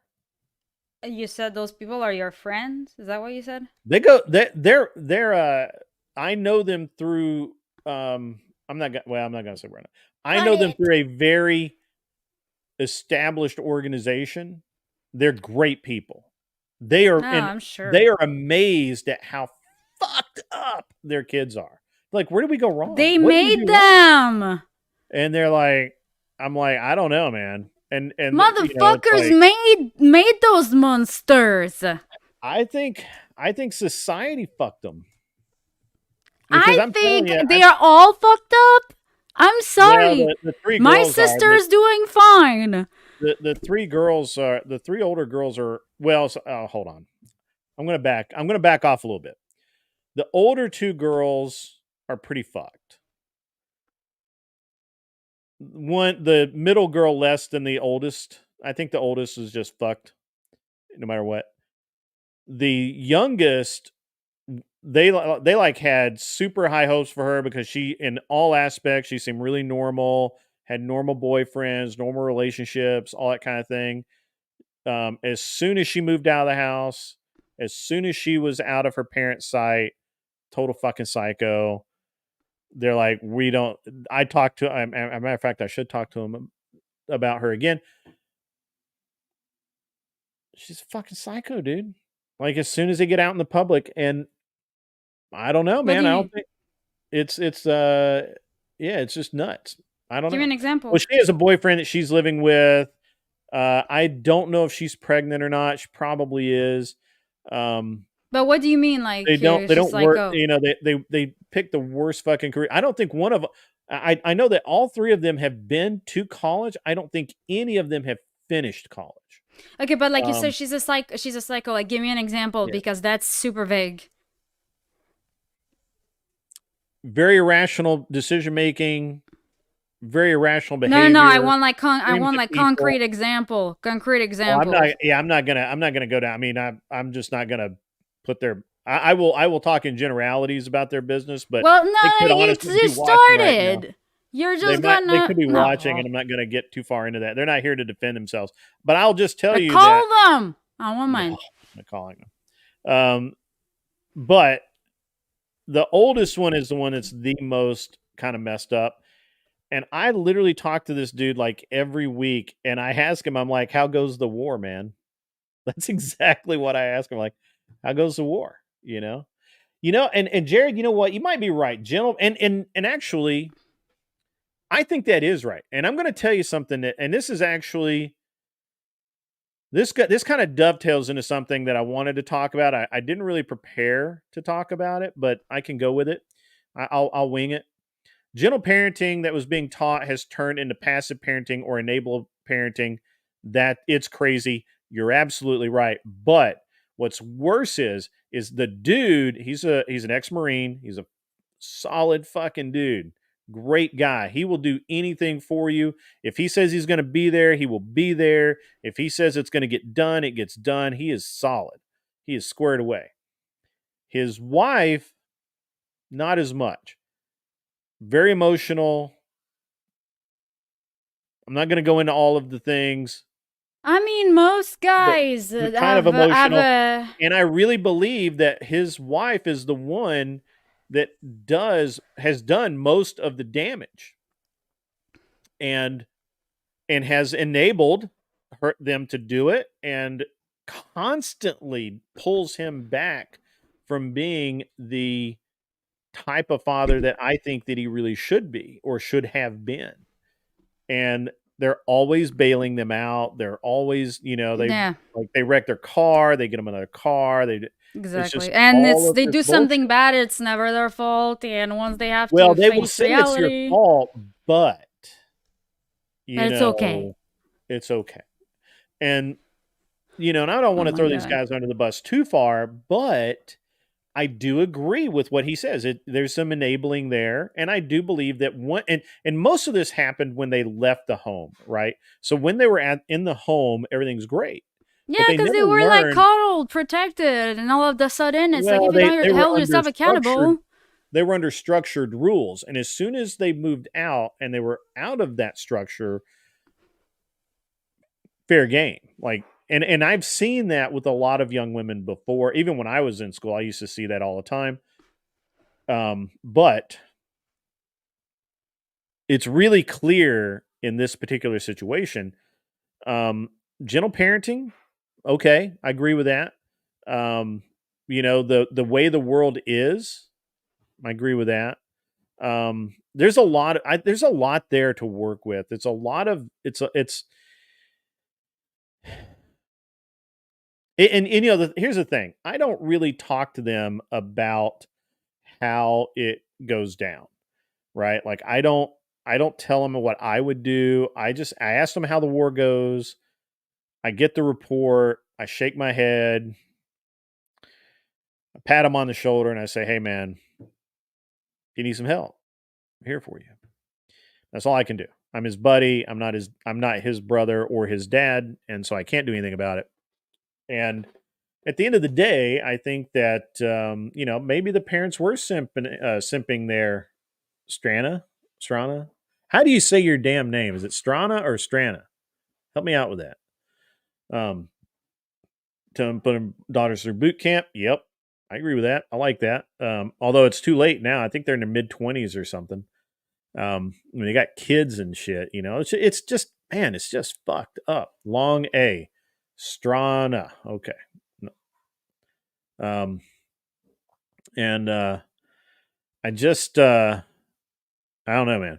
But it kind of it dovetails into something I wanted to talk about, and that is, something that I had intended to kind of talk about is this idea that parenting, especially in modern times,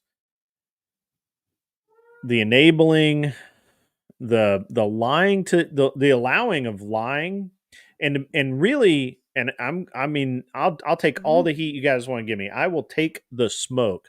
But I'm just going to throw it out. I've said this publicly, and I'll continue to say it. Women do not make good parents. They do not make good child rearers. They are good caretakers, but they do not teach well.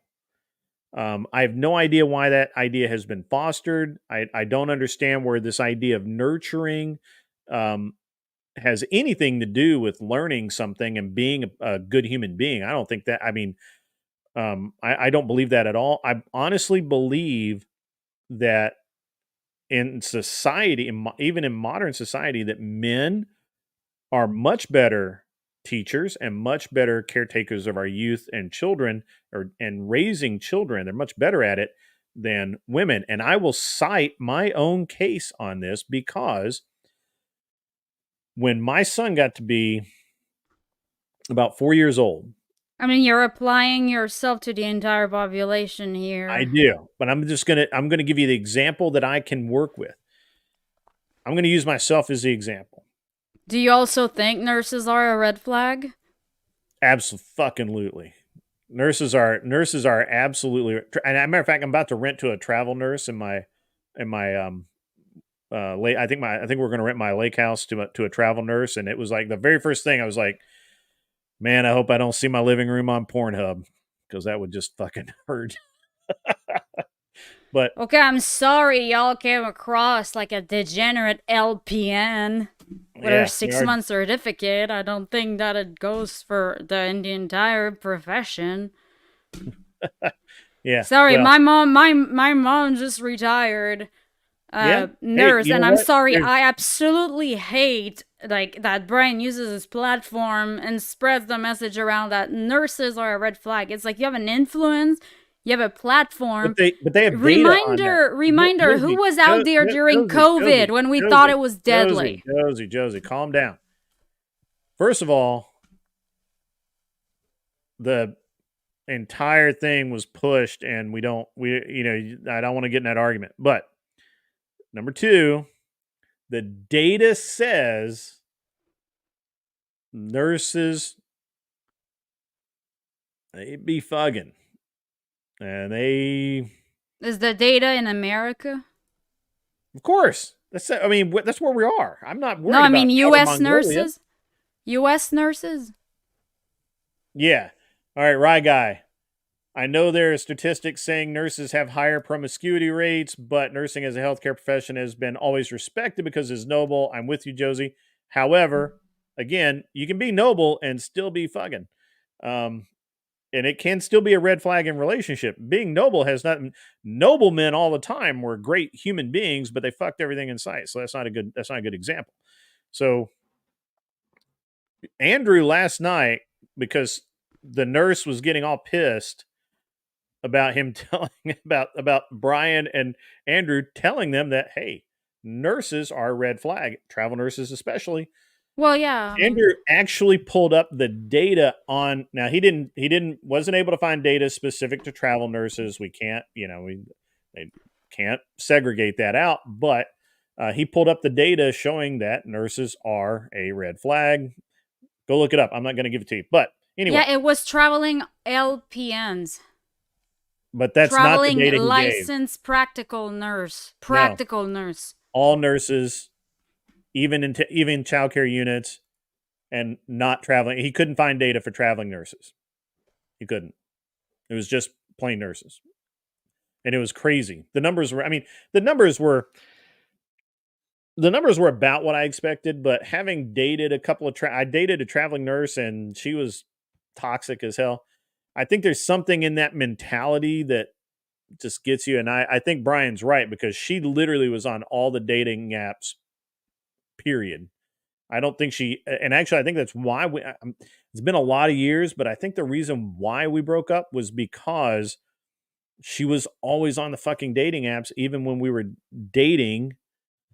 And, no. Anyway. But regardless of that, men make better. I don't know, but I can tell you, my mom's a career nurse, just retired. She still was my dad, and I can tell you. Always outliers. Her friends weren't outliers either, and the people that took care of me because I was very sick as a child weren't outliers either. So maybe it's a U.S. thing. I don't know. But AB Check says, the way I see it, the reason it's a red flag is because the nature of the job puts women in positions that can cause more emotional stress, which greatly impacts women more than men. I do not disagree with that. I think that there's something to that.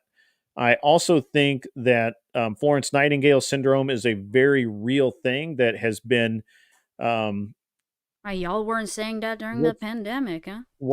I fucking was too. Josie, don't mention the pandemic again. I will fucking kick your ass out of here, because first, we don't want to get me started on it. I will get banned off of fucking YouTube. You can say that word. Second, nurses were complicit in lying to motherfuckers. So don't ever use the pandemic as a sign that nurses did good shit. Okay? Don't do it.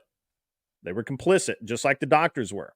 Don't ever want to hear it again. I will you'll be gone faster than I can push this button. So, in that shit, I don't even want to talk about nurses themselves anymore. I'm telling you that men make better parents and better teachers in the home. And that's been proven throughout history. Even in ancient fucking Greece, it was the men that taught everybody. They were also fucking each other. They did that too. However, that was a rarity, and only for very wealthy people who were fucking high all the time anyway. What was it they got high on anyway? I always wondered what they fucking got high on back in ancient Greece, but apparently they were high all the damn time. So I'm triggered by the pandemic too. I just can't talk about it the way I want to talk about it. I know I will get fucking canceled, and I just don't want to do that. Not anymore. It's pretty safe now, but it's is safer. It because that's like one of the things that I apparently can't talk. Brian won't even let him talk about it. And well, yeah, because he's monetizing, and he's like, probably he's a different case. He's a different case. You're fine. Probably opium. Yeah, maybe. It's Greece, though. I mean, that's pretty far from Turkey. Could be opium. But whatever it was, they were high all the time. I mean, they even talk about it, right? How they're fucking smoking shit. Oh yeah, remember like Plato and stuff. Plato was that dude. No wonder that dude was considered to be smart, because he was probably lit all the time. But anyway, so men make better teachers, trainers, raisers of children. It's been proven throughout history. And prove it with my kid. My kids are fucking awesome. My kids are very They got swag, I polite. gotta say. Huh? They got style, I gotta say. They got style. That's right. And we all know, and if you haven't heard, the reason why my kids have style is because I fucking shamed his ass. He would be, so he started school year out. What's up? He started the school year out You I think Josie's having technical difficulties. No, I'm good. I'm good. Sorry. Greece and Turkey are on the same. Oh yeah, go for it. They are yeah. I guess they kind of are. Yeah. I always think of Greece as being like further down, but maybe. Yeah. All right. So yeah, maybe it was fucking raw opium that they were smoking. Who knows? I'm looking up for it. They don't say anything. Yeah, maybe it was. Fortunately, that part of they have not obliterated. They have omitted that portion of history. Anyway, I don't want that. That's fine. Whatever. So the thing with my kid is he started his school year. He still has some school clothes left from last year, especially his pants, and he was constantly wearing pants that looked weird on him because they were children's pants, boys' pants, and he should have been wearing men's sizes because he grew so much, but he wouldn't admit it, and he didn't want to buy new clothes for whatever reason. I don't know why. Sometimes kids get embarrassed about stuff, and then whatever. And he just wore basically the same 2 pairs of blue pants every day. He just swapped them out. And finally, I got tired of it, and I'm like, dude, you want to be the messy kid? You want to be that kid at school that is, nobody wants to be seen next to? And I probably spent about a week and a half just brutally shaming him for the way he was choosing to dress at a pretty nice school. And since then, dude lays it down. I'm telling you, he's you can barely get him out of that suit. I mean, and when he on casual day, he's khakis and leather jacket, and he's balling out. So, but yeah,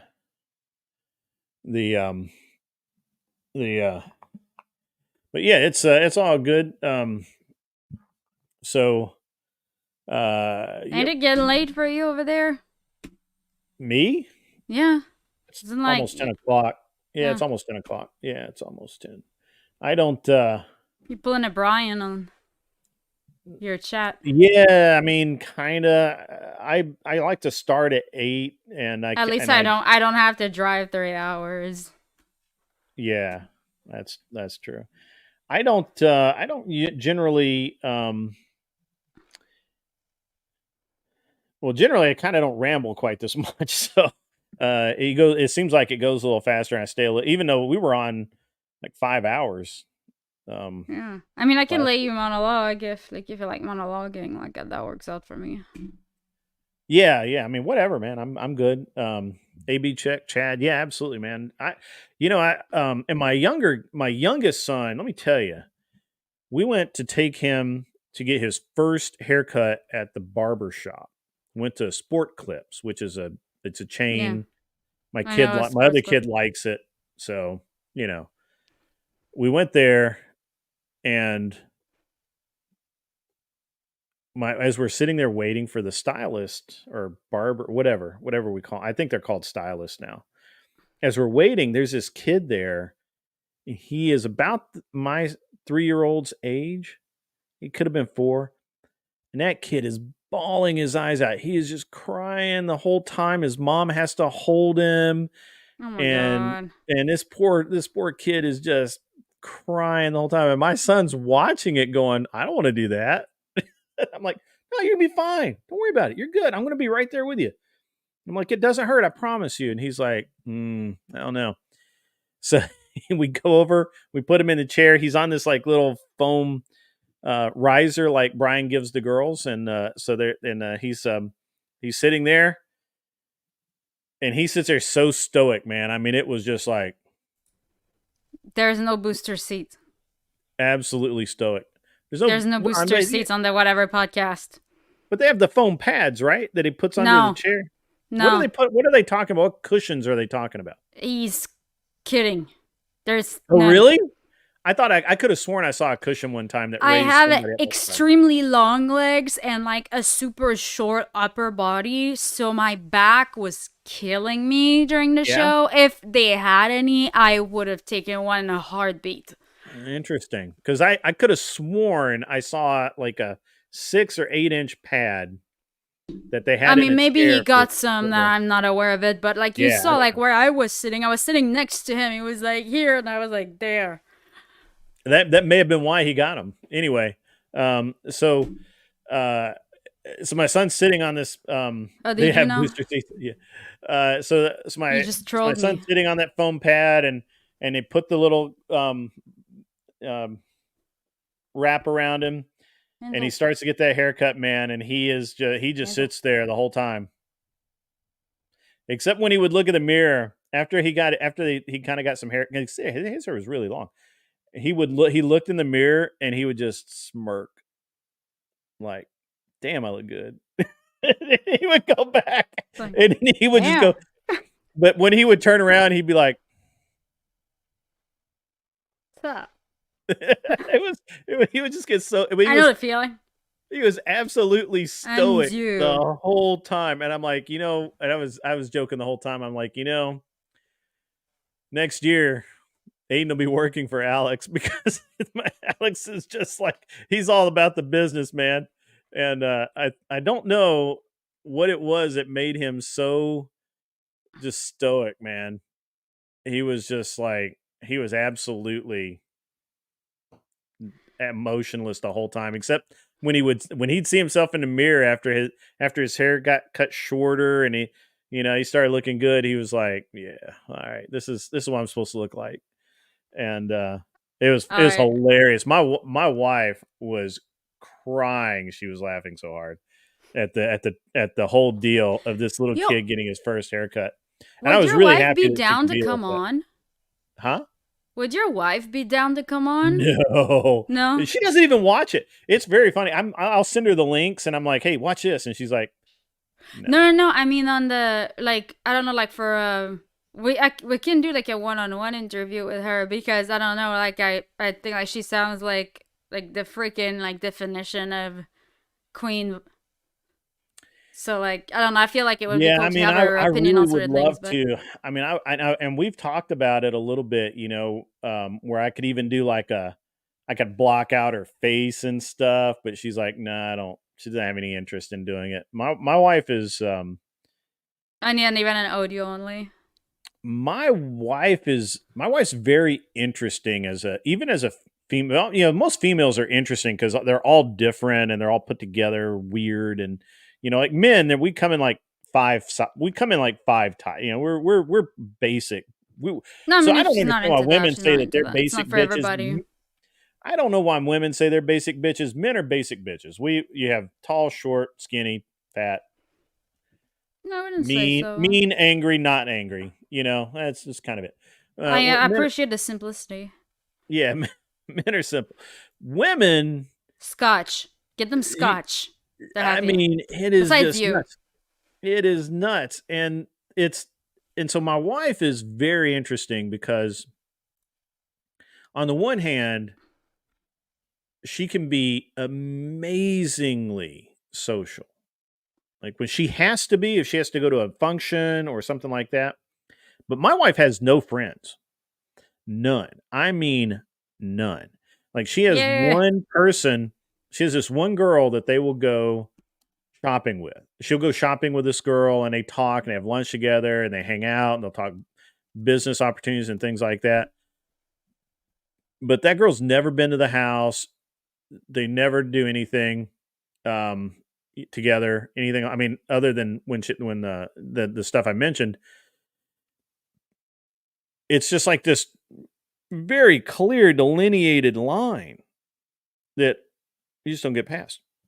Yeah. And she doesn't have, like she doesn't spend 8 hours a day on the phone with her bestie or anything like that. She's just it's weird that way. I mean, and I don't know that it's actually weird. I really think it's kind of the way it's supposed to be because all the women I've ever known in my life that had multiple friends, I can relate.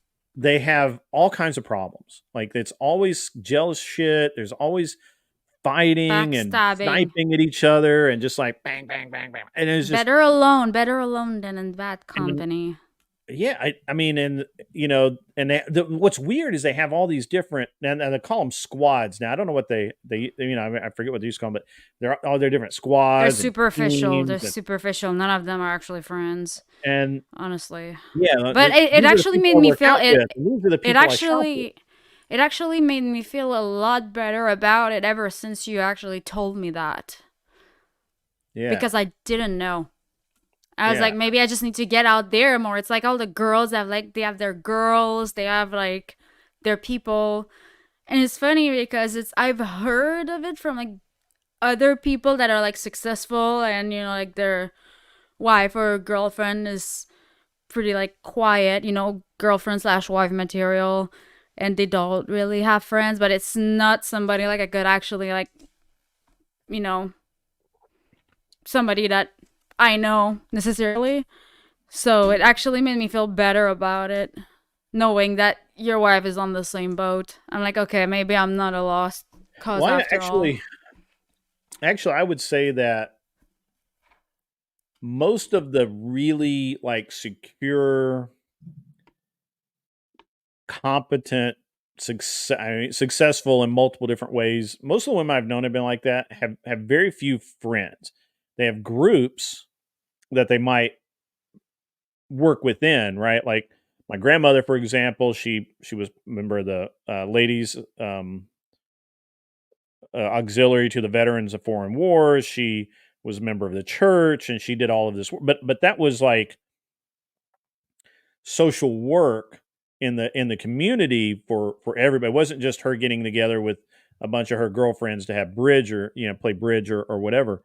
Hmm. And and I think that it's very normal for women to just not have a lot of other female friends because, and I've heard this repeated, and I think it's the best thing I've ever heard. Women do not have friends, women have competition or I told competitors. you that. Was it you that told me that? I Yeah. like it. I mean, I think I've heard it from like a couple yeah, I think it was you that told me it the most recently. I just can't get that out of my head. I really do believe that's the way it is. I really think that women can't and men can, but we tend to only have a few friends too, right? Like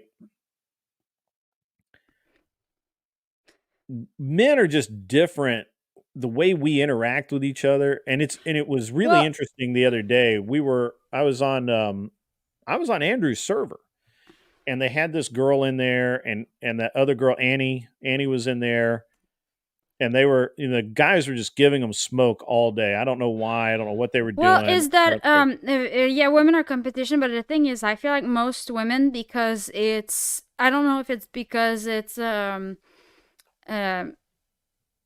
like gender norm or something that girls are less likely to be put into like a soccer club or like sports game, or how to channel their competitive energy in a positive manner to not be like a sore loser or do some nasty stuff, and grow up to have integrity when you compete against people. So for me, for example, I've like raced, cycling, and did sports my entire life. My parents are former pro athletes, both of them. So, and they taught me integrity, and you can channel that level of competitiveness into something that benefits you, that you can learn from. But you have to be able to take the L and say it's not an L if down the line I learned something from this. Or, hey, I lost, you did better than I did, good job, that was fun, okay, moving on. I don't think most women that didn't learn how to channel a competitive energy have the ability to do that. They just see us at third and they're like, stupid cunt. You know? I think you even see it with women that do compete, like, and not necessarily physical competition, but like the women that are always like doing the bake offs at the county fairs, or they play like bridge in in their clubs or whatever, or they go play golf, and which is athletic, but it's not like Look it's at not the as Olympics. Look at the Olympics yeah on the yeah like sidelines after they're done competing. They're all like hug each other, and you're like, yeah. "What? Y'all was supposed to be rivals?" Like, no, because like But it we looks so fake learned. when they do, though, right? Like, No, but it's not. It's really not. It's like yeah, because we spend time with each other, and it's like okay, like we're chill, and once we get on the field or whatever, it's made the best athlete win. And it is what it is. It has nothing to do with personality. It's give your might be 100%. I just give my 100%. Whoever's best wins. it may just be that you're more in the masculine at that point than you are Yeah, in the feminine. So that okay, probably. I could see that, but I'm really kind of more talking about the kind of the girly girls, the or not girly girl, Yeah, but but the I think that the wife girls that can material. actually be friends with each other are the ones that have that type of personality. Yeah, it could be. But other than that, it's nothing but toxic, and it's like how many women are like that? It's probably like 1 out of like 100, maybe. And the odds are that they're probably older because they've accumulated like more wisdom. So it's more somebody is like in her 60s. Let's say, shit, what would she want to do with someone my age? You know, like it's unless she Yeah. likes wine, Okay. maybe. Okay. So that yeah, this is the competition part of it is that okay. Women don't interact with each other the way that men are able to interact with each other. Men will say and there used to be this meme that went around. I'm sure you've seen it where women say the nicest things to Yes, each other. Oh, it's so honey, true. It's so true. you look It's so good so true. today. I love your Like, dress. stupid bitch. Right, stupid. What a pretentious little whore. She's And nowhere it's near. She's just nowhere near good enough for Jason. Jason should be with someone like it's you. so funny because like and guys like just do it like straight up their face, but behind their back like they would never Yeah, talk shit ever. but And we I'm will talk exactly shit like that. nonstop. Like I was in Andrew's server the other day, and I didn't really know anybody. I just joined. They're like, "Are you really grid one?" I'm like, "Yeah, I'm really that guy." And there's a couple of guys in there that are, I mean, they apparently, they're badasses or whatever. So we kind of came at each other, and by the time we were done, I mean, we literally called each other 4 different kinds of faggot, and we were just beating each other up with Yeah, there's a chick that was like talking shit after like you send that TTS like, oh, I bet you're like unhappy and like you yeah, spend $100 to say that, and like I literally send a little like super chat on there because I know that they see it on the screen, they see the super chats on the screen, but they don't see the regular chat. I said, yeah. bitch, I will fuck you up. And I could see like Brian's face being like, interesting. oh. Women just don't talk to each other like men do. I think men have that corner. But even as a man, I only have. I said, you don't know him. Don't talk to him like that. I will fuck you up. Yeah, I only have like maybe. I say all the time I have 3 friends, and an argument could be made that I really only have one actual true friend. Rye Guy makes a comment that I had to put some thought into. Both men and women should strive for a wolf pack. And that's an interesting comment because, wolf packs are individuals that go together, but they're together for life, right? Yeah. Hey, You speaking gotta of go. Wolfpack, I've got a little shithead to feed, Sure. Yeah, and go it's ahead. getting a little late. But I'll be I'm gonna get, don't have a Wolfpack. whole lot Speak left here, but the Wolfpack chat. Go crazy. Keep them busy. yeah, let's I'm gonna fire be it up. clip farming you. Yeah, Strana M says men insult each other to build each other up. That's accurate. men and women insult each other, break each other down. That's And you know, if I don't get like insulted or like held accountable for my shit, like I literally seek it out. Like I will do stuff so that somebody finally spits it out. And I know you need to go, so I'll kind of make this kind of my parting comment, so to speak. Yeah. I you know, and I think everybody will agree and have noticed, you know, you're really more in your masculine, I think, than a lot of women. That's not a bad thing or whatever. Josie always wants to smoke, right? Yeah, I mean, you know, I want to make a good show too. I like it because there's people that like watch and it like makes people laugh too. So there's that, and like I'm willing to take L's for it. Like I have no problem taking L's, and it makes people laugh. I think that the I think that you would, I would believe, be an outlier in almost every aspect, right? You are, you know, like, well, let's just take showing up for the stream, right? Like we've asked how many people, and that amazes me. You know, and you volunteered to do a lot, and I think that you. But I told you, I said I would help you out, man. I'm gonna help you out. Like I said, I would help you out.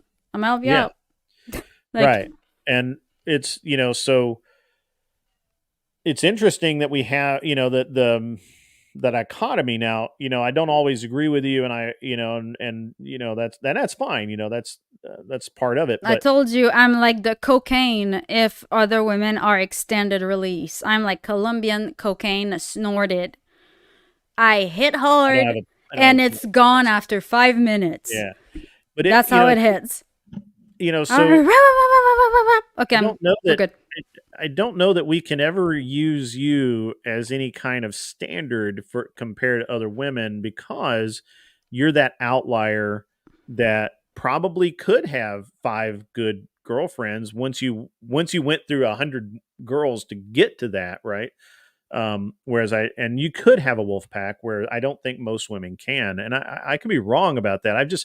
I've never really observed the kind of qualities that I consider to be friendship amongst women. Like my neighbor, maybe, but she's like 60 something, but she's chill. You know, Jess, are you okay? You're a sicko, or in what way are you a sicko? Please comment when you hear this. I know that there's a delay, so. Oh, sevens. Yeah. Night, Josie. I'll continue forward. I don't know that she's leaving. Continue. I'm gonna be listening. Okay. So I just really have this idea, you know, that I've never observed a lot of group of. I really don't. I don't know how to say this without pissing off a bunch. I don't really care. Look, I've never really observed women being able to have a group of friends like men have friends. I have friends that if they call me right now, if my phone vibrated right now and it was my buddy John, this is literally his name. If he called up and said, "Hey, dude, I really need you to come help me out with this," I don't have anybody else to call, which I know he doesn't. I'd be in the car. Like right now, I'd be gone. I'd be like, "Hey guys, see you. I'm out of here." And I'd drive across, and he's in Colorado. I'd drive across, and I don't want to go to Colorado, but I would go help him out. I'd call my wife on the way. I would make arrangements for my kids. Everything would get taken care of. I would do it. My buddy Dimitri calls. If he called me right now and said, "I'm on my way to the hospital, you know, so and so, one of his kids hurt, whatever. I know his parents are old, you know, not there's only so much I could do." If he called me and said, "Hey man, I need you to take care of X, Y, and Z," it'd get taken care of. Period. I don't care what I had to do. I don't care what kind of money came out of my pocket. I don't care what I had to go through. I don't care if I had to go sleep on the hospital floor. I would do it, because when I needed it, he helped me, and he didn't have to, and he never needed to, and he never really. It was a real thing. It was genuine, and I just don't see that very often. And I see people talk about it. I see people all the time that talk about, well, I would do this or I would do that or I have helped this guy, but I just don't see people doing it like that anymore. And I was talking to this person I've been doing business with for a number of years. Really good guy. And I actually told him, I said, man, I consider you, I mean, you're not a friend, but I consider you pretty damn close to a friend. And if you need anything, let me know. Because I gave him, I went out of my way to help him out on a couple of things. And he said, it's really weird that nobody does that anymore. Nobody actually goes out of their way if they don't have to, if there's not something in it for them. And there wasn't anything in any of the stuff that I did for me. Jess, I'm sorry you've been sick. I know you would help out in the chat, and I know when you're well, I know you're gonna be you're gonna be a force. I can tell, and hopefully, I'll get better at this enough to have more than 3 people at any given time watching it. But I'm going to kind of continue this deal about friendship and everything because I kind of talk about. I think I talk about it maybe too much, but I think it's really important. It's more important, I think, than dating. I think that it's very hard for men to date if they don't have friends and people they can talk to start with.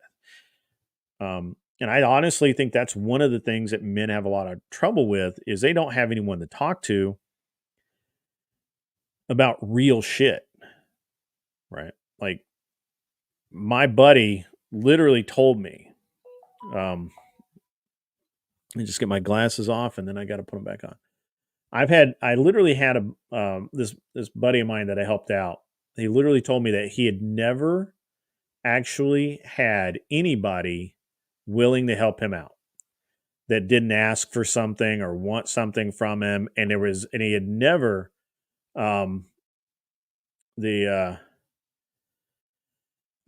he never actually, has had anybody behind him. Right. And so I helped him out. Right. And this dude needed a place to stay. I gave him a place to stay. It cost me nothing. Like it literally did. It didn't affect my life at all. I helped him out. Why, where are we at in our society? Where are we at as human beings when we don't take the time, especially when it doesn't really hurt us, right? Why do we not help people out? Strana M, when you're used to talking to friends, talking to non-friends gets a little easier. That, sir, that's a winning comment. That is fucking win right there. It is, and that's true. But even if you've had a friend, if you've known, like, just for example, right? Like I've known this guy for 5, 6, 7 years. I don't actually know how long I've known him. I've been doing business with him for a long time. We've had conversations, about going fishing or, hey, where are you going on vacation? What are you doing this week? Just bullshit, killing the time while I'm looking something up or he's getting an order ready or whatever. Like I said, we did business together. But we'd never actually had a real conversation until, I could tell that he was a little fucked up. I'm a sensitive guy. I know I don't look like it, but I'm a sensitive guy. So I asked him, I'm like, dude, what's up, man? What's going on? The whole thing comes out. Like he just can't even stop talking. He just can't. And he basically tells me the whole thing, the whole truth behind, he's having problems. He's got this going on. He needs money, which that's a big stressor for men. Men don't normally talk about shit like that with each other. He felt like, that he was maybe drinking a little too much. I mean, just a lot of stuff that he had nobody else to talk to. And I have no idea why the fuck he talked to me about it. Although people do, for whatever reason, seem to feel like they can talk to me quite a bit and easily. I don't know. Maybe I'm a good listener. Who knows? I took the dude fishing, man. I took him out on the boat, spent a day, calmed him down, helped him with his financial shit, tried to help him with his drinking. I think he's still drinking. I don't know. Maybe not as much. We'll see. Got his life almost back. And I'm one dude. And I try to help everybody I can. I had this call today. I had this thing where this lady, her house burned down. She saw my house. I have a house on Airbnb. And as I said earlier, when it first came up, I was like, oh crap, I'm gonna see it on the evening news. It's on Pornhub, or something like that. But no, it's this lady, 2 kids, works the hospital near my house, actually. And, the only house she can find is more expensive than mine. She can't move in till the end of the month. And she's been in a hotel for 2 weeks. I don't know this person. I've never talked to this person a day before in my life. I honestly don't really care. I could literally just go in there and go to sleep and wouldn't even think another thing about it. But she was genuine. She talked like a human being. She didn't lie to me. So I called the guy, I called the insurance guy up and I said, look, this is a deal. This is a house. I sent him the email. We're going to get the deal done, I think. I'm going to make a pretty good chunk of money. I won't lie, because that's what I do. But at the end of the day, I'm willing to take time that I don't have tomorrow to drive down and get my house ready for them to move in. She can't meet me because she's a nurse. Her life is so messed up. She wants to try and meet me at 5 o'clock or 8 o'clock in the morning, which is impossible. I got to get kids to school, man. That can't happen. I told her, I can believe it. I told her, I'm like, look, I'll go down, I'll get it cleaned. I'll send you a code that'll let you get in for 24 hours. You can go do a walkthrough of the house yourself. If you like it, great. If you don't, no harm, no foul. I don't really want to rent it. I don't want to be without my lake house all summer. But somebody needs it, and they're being honest. It costs me nothing to be nice. Matter of fact, I'm going to make money. Maybe something will come my way in the future where I've been nice and somebody will be nice back to me. But I say this all the time, and I really fucking mean it. If you take nothing else away from all this rambling bullshit tonight, there are people that have helped you out in your life along the way to get you to where you are. I don't care what you do or who you are or how shitty your life has been. Somebody somewhere has gone out of their way to help you, and you may not have even realized it. I know in my life that I would never have gotten as far as I've gotten without a bunch of people being right there, right when I needed it, and helped me. I can do no less than to return the favor. That doesn't mean that I'm a pushover. I'm still a dick. I'm still not a good human being. I try to be a good human being, but I'm not. I'm not a nice person. I'm naturally not a nice person. I 100% I will be completely honest. I will be 100% genuine. I am not a nice person. I've never been a nice person. It's all I can do in my everyday life to not be a complete dick. But I make the effort, and here I am.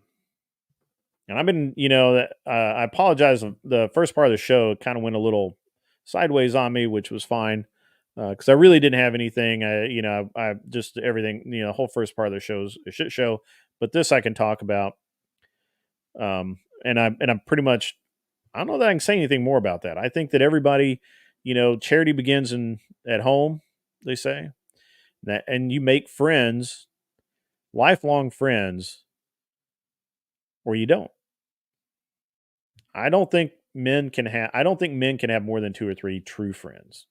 You can have a lot of acquaintances. You can have a lot of people that you go and hang out with, that you do this with, that you do that with, but those 2 or 3 people that you will do anything for and that will do anything for you and not ask anything, and they're not trying to fuck your wife, and they're not trying to, you know, cheat you out of your hard-earned money or whatever, or they're not trying to live off of you and sleep on your couch 3 nights a week, and drink, if I'm assuming most people drink beer. I don't, but they don't drink all your beer, and they don't use you because you have a really cool boat and go to the lake every week. And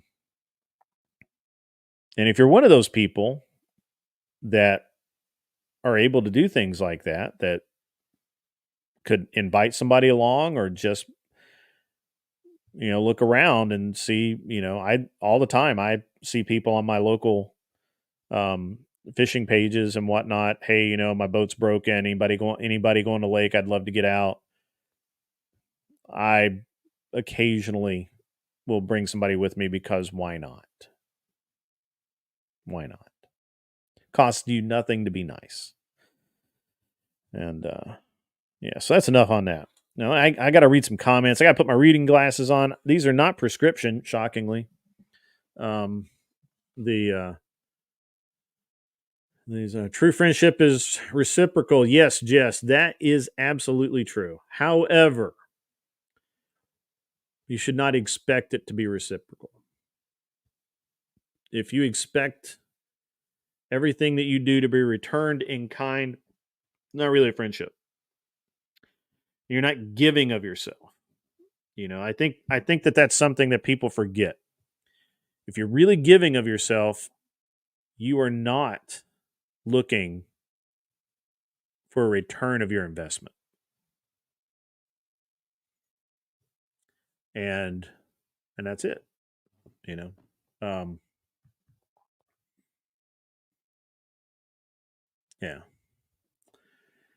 Let's see. It looks like Jared has no friends. You know what, Jared? I don't see any problem with that, man.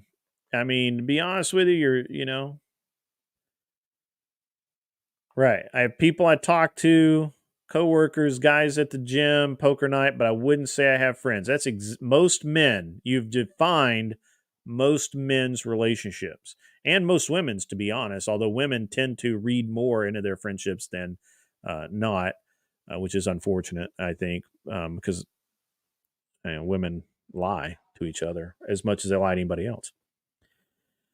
And you have your wife too. Jared, I'm going to be honest with you, man.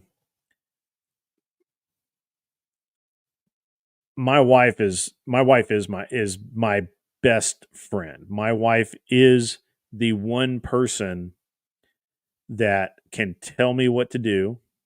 My wife is the only person on this planet,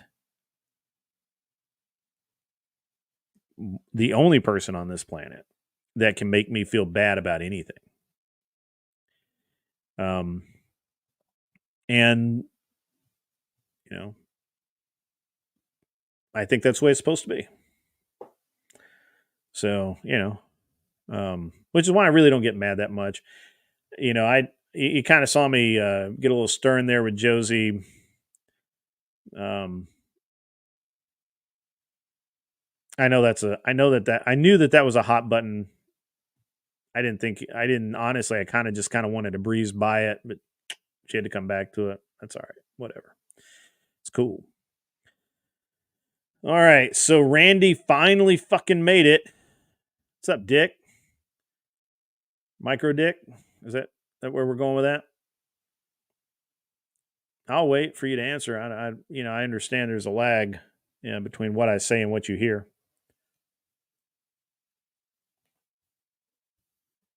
And not really drama, Randy. It's just,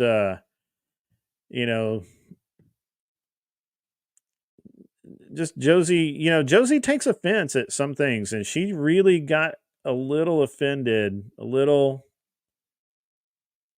the right word, do you think, Jess? It wasn't offended, right? She was got a little hot when I, at my very correct, estimation that triggered, defensive. She just doesn't like it when I point out that the all evidence is that nurses be fucking, and red flag in the dating world. I do think, I probably should have said this, but I just wasn't in the mood to go down that line as far as it needed to go, I guess. I think nurses, if you get a good one, they make great wives. You know, I think they do. If you get a good, if a nurse, if you get a good one, tamer, whatever, I think they make good wives. I don't think their ratio of cheating versus not cheating is any higher or lower than any other profession. But when they're single, they be fucking. And the data is in that they are red flags when they are single women. And that's all I was really talking about. I really didn't try to bring in long married women into the conversation. Micropene. Yes, I know. Micro. Can we call it micro? Micro's good. I like micro.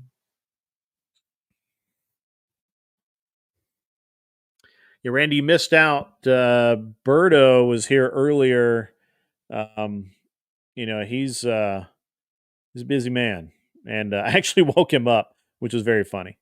I did enjoy that. I did enjoy that part of it. So, yeah, man. Where do we go from here? I don't know that I really want to launch into any like serious discussion.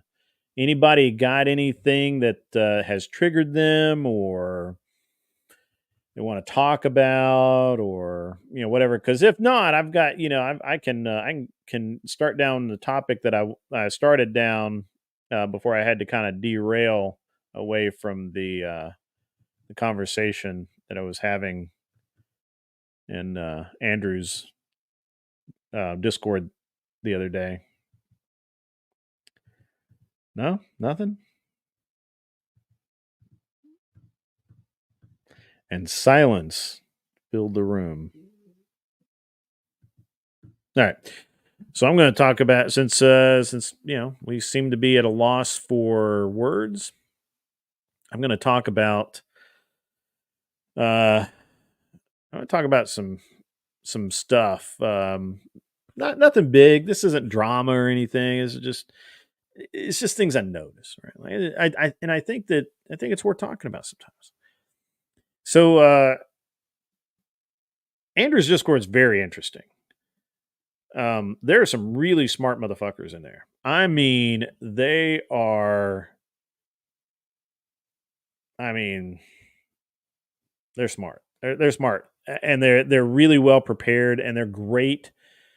I think there's 2 or 3 in there that are probably like fucking world class debater dudes. That like have the ability to pull out little files from wherever the fuck they keep them and just throw them right in your face. I like it. I think it's cool. It's a little bit different. It's a different flavor, and it's a lot more. The culture there seems to be a lot more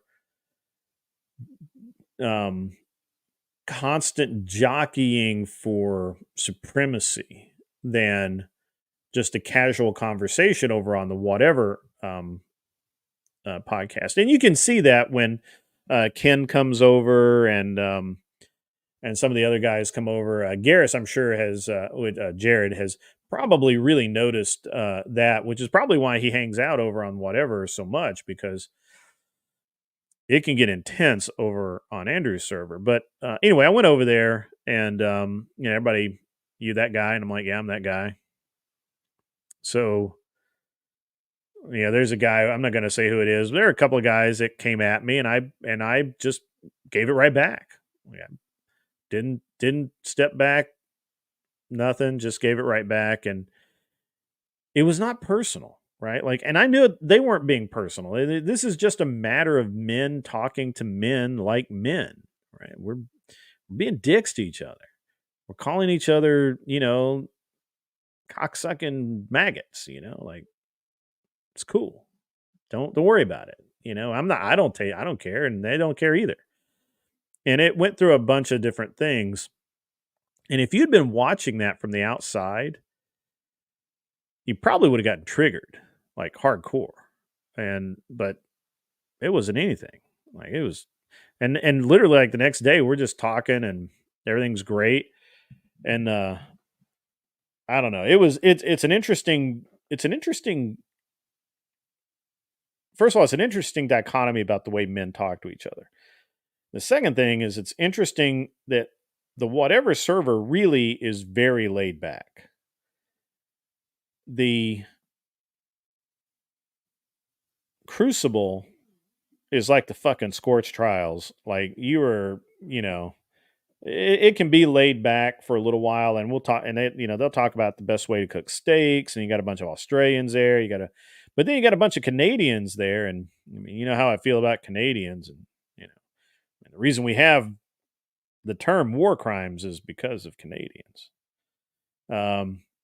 Whose chat is more misogynist, Andrews or what? Oh, fuck, mate. Probably Andrews. It's not that and this is actually, I should have talked about this when Josie was on, but the problem is I feel like Josie would have gotten maybe a little too emotional.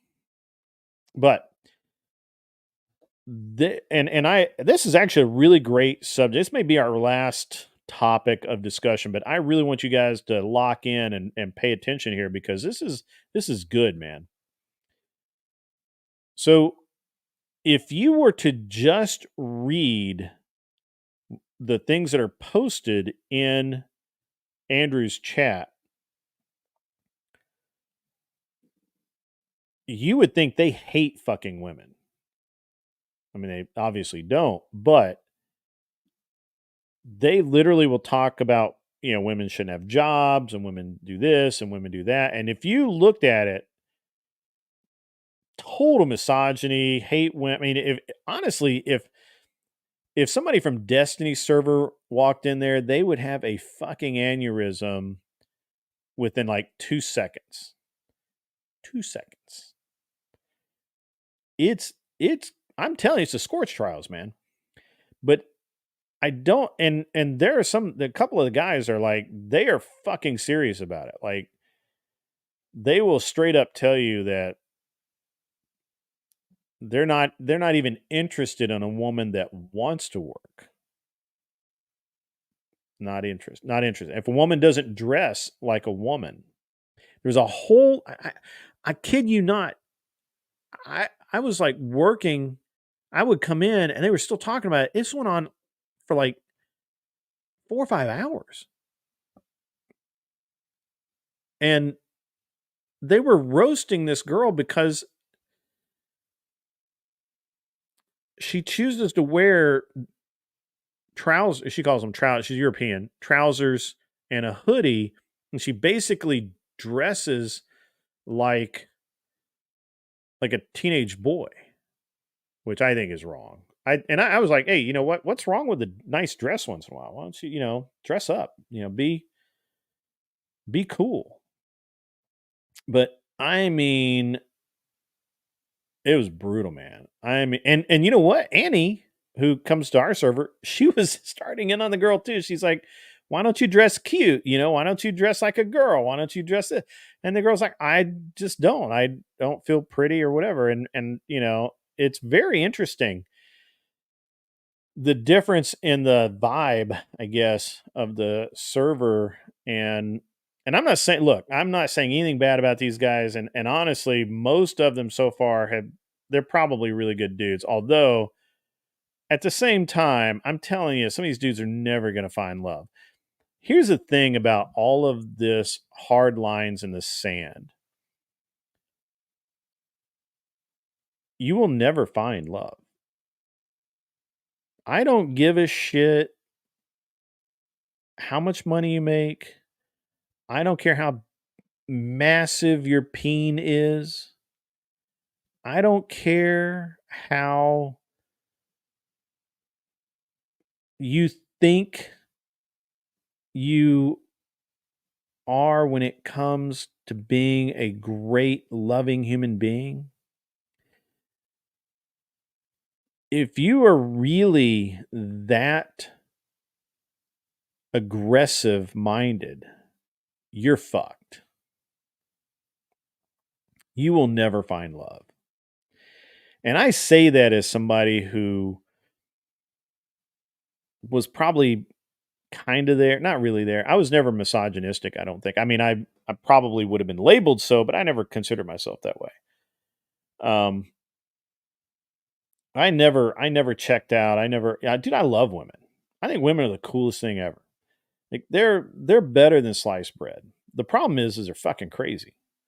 You know, um, they're nuts, and you've got to find the crazy that just annoys you the least. And your crazy may be way different than the crazy I'm willing to tolerate, but you're going to deal with fucking crazy. Okay.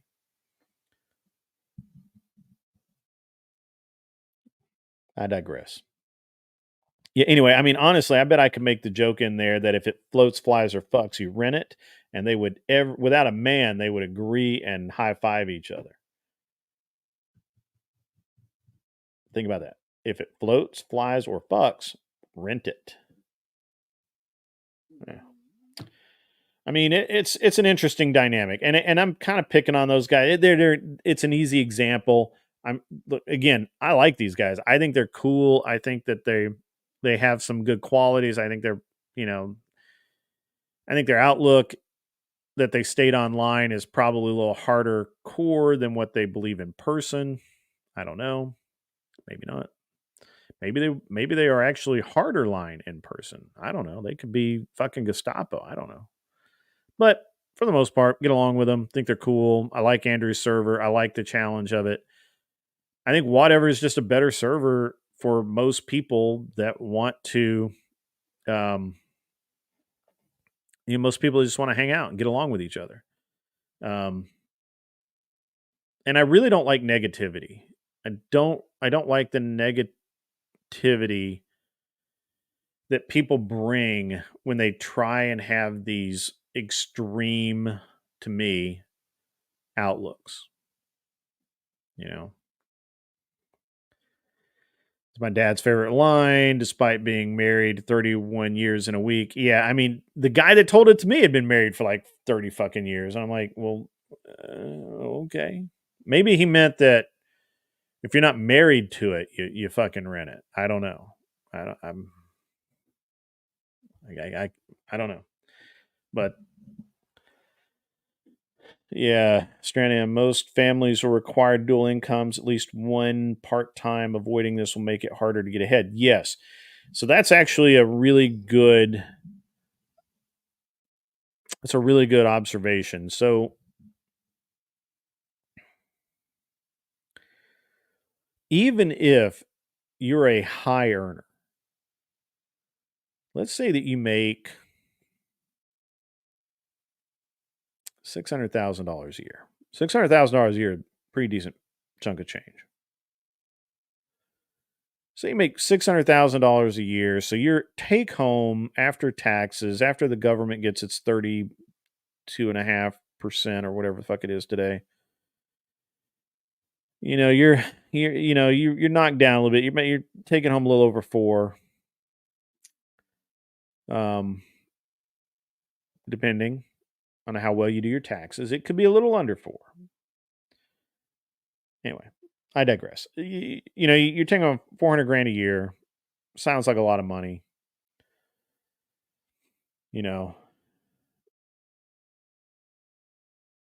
Basically, fuck off. I mean, you can spend 30 grand a month, no problem. The problem is to make that kind of money, you have to be in an area that will support that kind of money generically. That's going to cost you.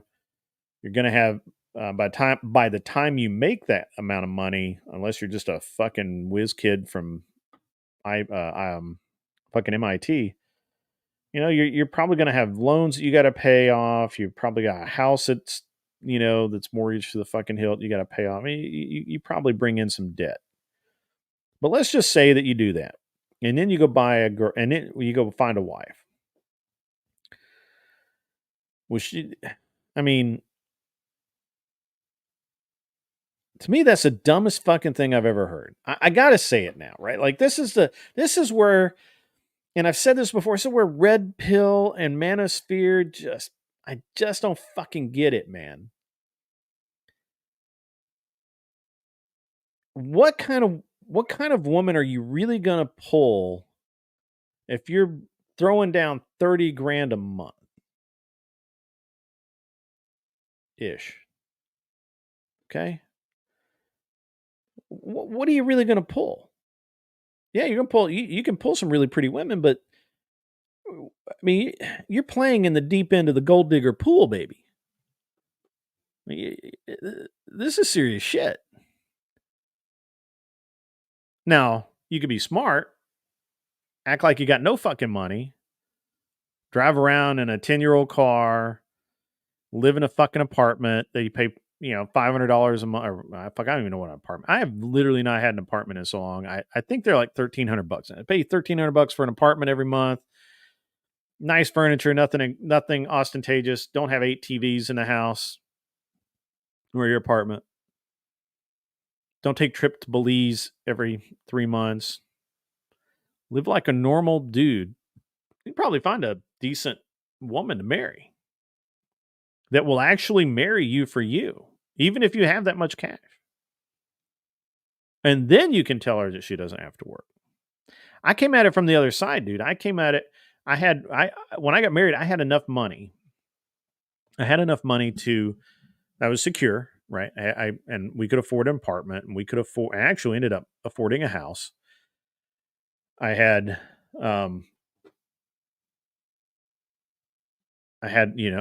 fucking Randy, God damn it. As the great Kanye said, I ain't saying she's a gold digger, but she ain't fucking with no broke nigga. Damn right. Fuck yes. Fuck yes, boys. Fuck yes. She ain't fucking with no broke dude. Because she knows you got money, bro. That's not how you do it. That's not how you play the game, man. It is a game. Don't get it. Don't let this red pill walk around and fucking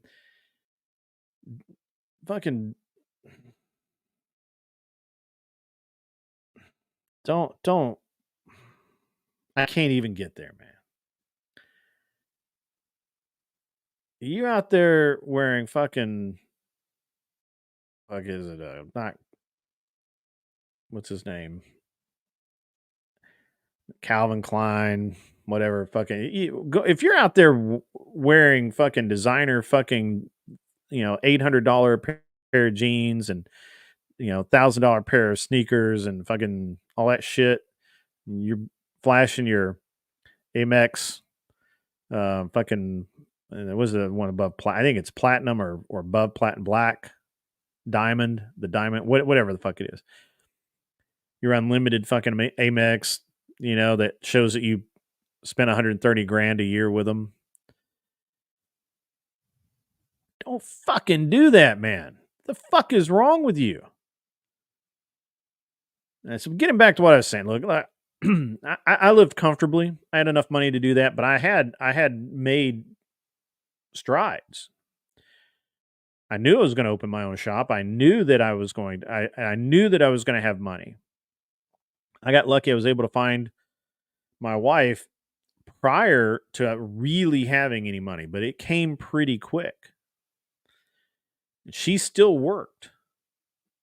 Okay. Now, granted, it was more or less a 9-to-5 job. It was corporate. I mean, it just wasn't, honestly, it wasn't that, it wasn't a big, I mean, she made like 100 grand a year. But,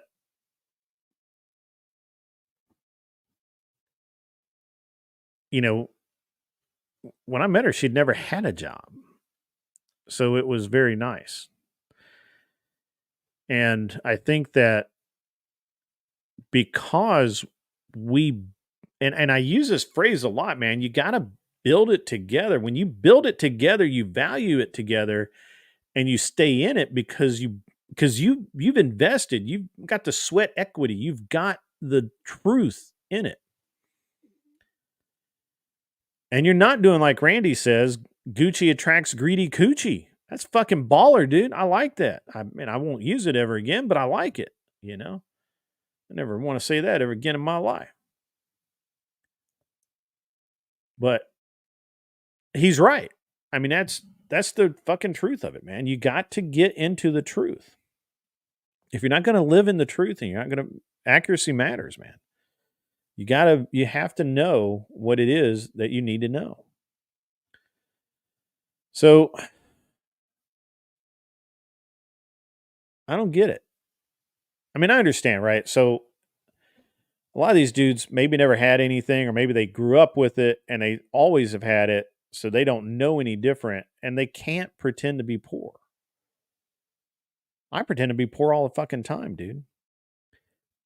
I don't drive a new car. I don't drive a fucking Ferrari.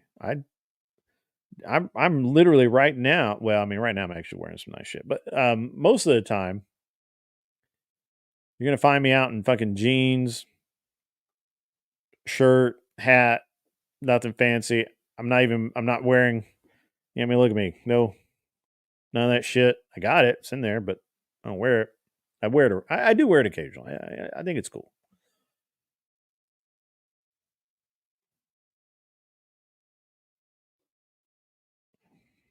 I just don't think you can do it in the dating marketplace right now. I think that you are going to attract the OF girls. You're going to attract the girls that want to be OF girls, but they're giving it one last shot to find that dude and get the hooks in and get married and take half his shit. And I always was, I was always one of those guys that's like, I don't think that girls really do that. I mean, you guys can listen to me and tell me that I have some faith in humanity.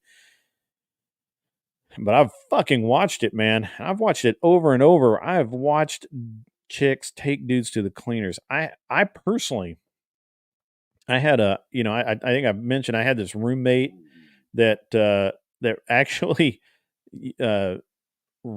used a check that I'd forgotten I'd given her, that she had told me she had destroyed, and she ended up fucking writing it out and cashing it. It was my check. Like I couldn't do anything about it. And fucking evil, dude. I mean, people get desperate. So that's what it is. In contrast, you wear yoga pants and Vans on a first date, they call you for number 2. So Jess, I gotta have an intervention with you on the yoga pants. Come in a little bit.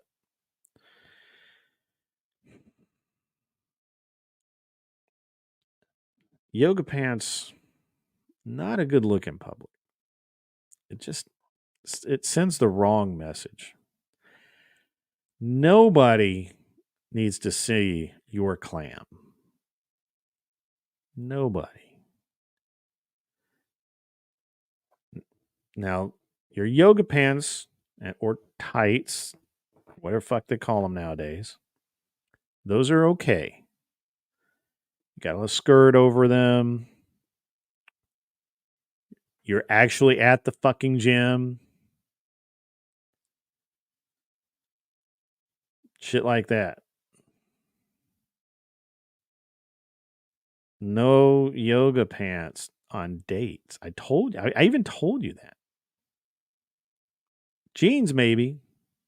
Sundress. I like, femininity without being a skank. Not that you're a skank, Jess. Don't. But if you dress like one, people are going to assume you're one. Just don't do it. And if you're going to do it right, where you wear like a fucking sweater that comes down below your ass, wear fucking miniskirt, wear sundress, look, I get it. You want to wear leggings or whatever. I get it. Okay, cool. They're comfortable. Fine. Whatever. Don't dress like a whore. People won't look at you like you're a whore. I don't know. I don't know how better to say it. I'm sorry. I'm sorry that I have to have this intervention with you, Jess. I really am, because you're a great person, and I feel like you mean well, and really, of all the people, you know, I I'm shocked that I have to have this conversation with you, but I have to. The Vans are cool. Vans are nice. Vans are cool, but no more. And let's put the yoga pants down, okay? Put them back. Again, wear a nice turtleneck, long sweater with a belt, maybe feminine. You see where I'm going here with this? Most men are going to want a woman that's nice to look at, for sure. We want feminine. We want something that's sexy. We don't want slutty. There's no man that wants to look at his woman or potential woman and go, "What a fucking hot ass slut that is." There's no man who wants to do that. And if they do, why would you want that dude? The fuck? How is it that women make such bad fucking choices? Why? Why do you do that? Huh? What's up with that? I mean, you guys are smart, I think. You run around dressing like a fucking slut, and then you are shocked when the dude that dates you treats you like a slut. The fuck? Oh shit! I kill myself over here. So, yeah, don't do that. Yeah. Yeah, sundresses are cool, man. Sundress, I think sundresses, actually, I have actually become quite a fan lately of the semi-fitted shorts over the leggings or yoga pants with a kind of a with some kind of top on it that's doesn't show a lot of midriff or anything, just kind of neat. I actually become kind of a fan of that look. That's nice. That's a sporty, comfortable look, I think, that looks good on most women. Um, you know. Follow me for more fashion tips from the married guy, the old fucking married guy that knows what women are supposed to look like, I guess. I'm actually really surprised I'm not getting more pushback from Jess. And I'm assuming Jess is the only female left in here right now. I'm assuming it's all a bunch of horn dogs, but um, if Tiny's out there, I'm like 90% sure Lacey's not going to say a fucking word, because I'm pretty sure that she lives in yoga pants. I could be wrong. I don't think I am.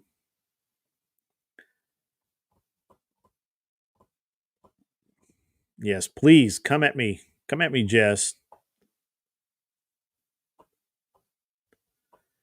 I'm asking for the smoke, Jess. Come on, throw it out there. Come on.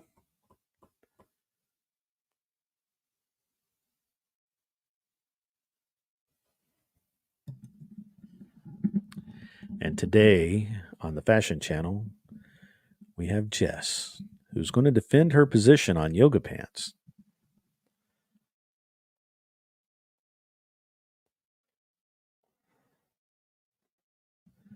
Jess does live in yoga pants. That's the thing. And you know what? Look, I get it. We all get it, Jess. You're toned, you work out. We get it. 2 thumbs up. But come on, let go of the yoga pants. It's not 2016 anymore. Let's let the fad move on. Start dressing like a girl again. Never heard Tiny say what she wears. I haven't either. It's just a feeling I get. I could be wrong. I've been wrong at least twice before. So, anybody got anything they want to talk about? I'm like really, I'm really mellow right now. What else? What else can we talk about out there? Y'all getting a jeans pick, fucker. That's good. Good. We would love a jeans pick. Not and now, Jess, no painted on jeans. And no jeans leggings. I know they exist. Don't you do it. I know where your head's at. Don't you do it.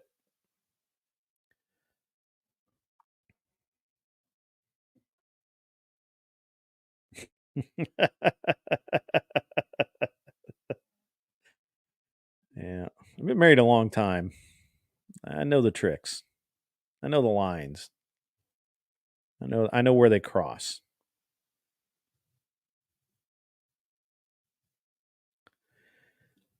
I may have to end the stream here. It's like 11 o'clock. It's a pretty decent little time to end the stream instead of 2 o'clock in the damn morning. Too bad I didn't have old Spectre on. You know, he's a good conversationalist, but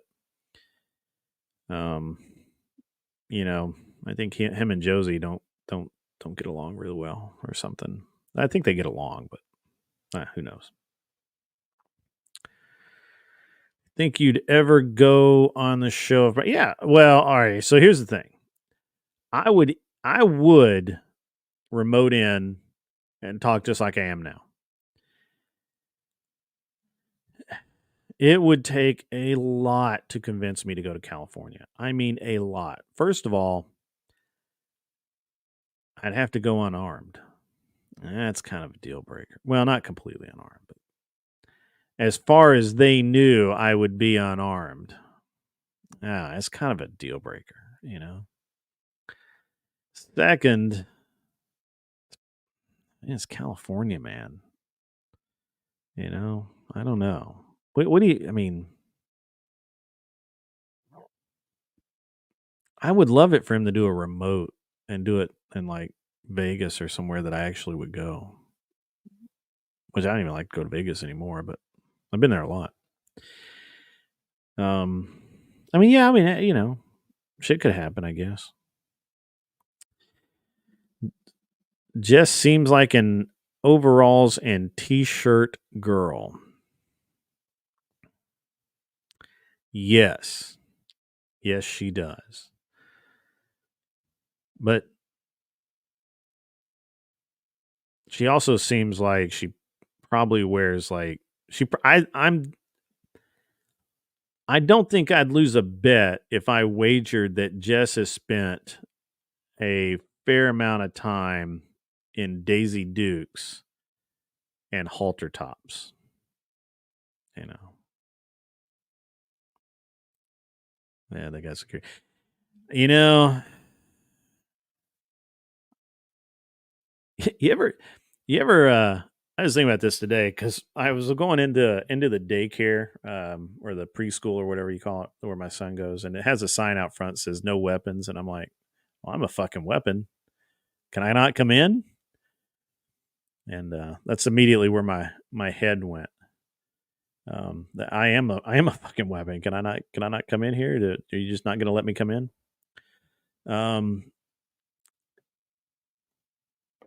The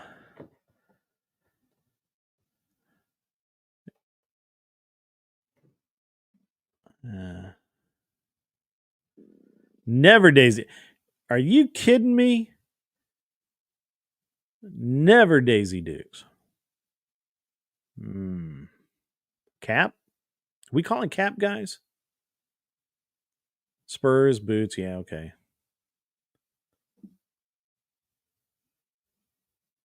I don't know. I think I'm ready to call Cap on the. I just picture high school, early college Jess living in shorts that borderline legal. You know, that's right, Jess. You can't ride in shorts, but I know you didn't ride all the time, at least not horses.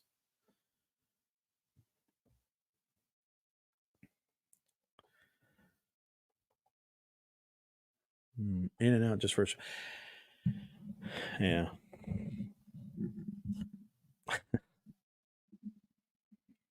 I really felt unprepared for the show tonight, guys. I really apologize. It's I actually I hadn't planned on having. I had planned on just having Berto on for like 20 minutes or 30 minutes, and then I was going to monologue for like an hour. But now I'm just totally fucked up. I can't even keep my thoughts straight. Yeah, Randy. You know what? Randy is fucking on it tonight.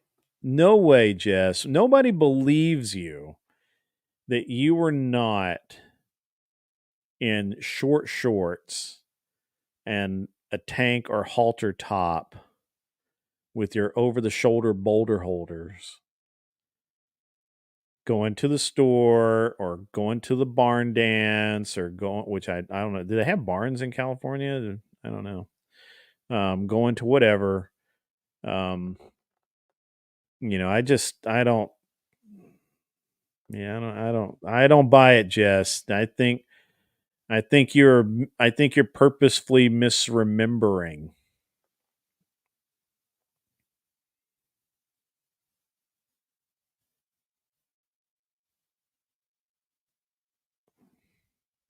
That's okay though. Hey man, you know what? If you didn't, cool. Over the shoulder boulder holder. Yeah, that's a good one.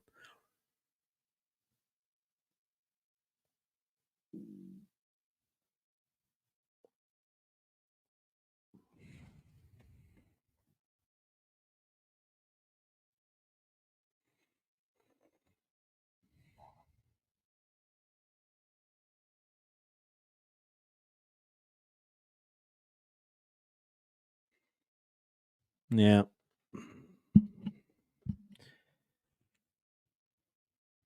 I'm kind of chilled out too. I don't know.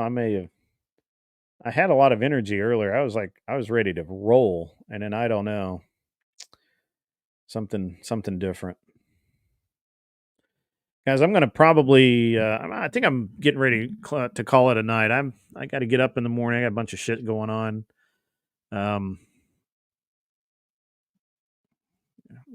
kind of it's not that I've run out of topics. I'm just Hassan Pike.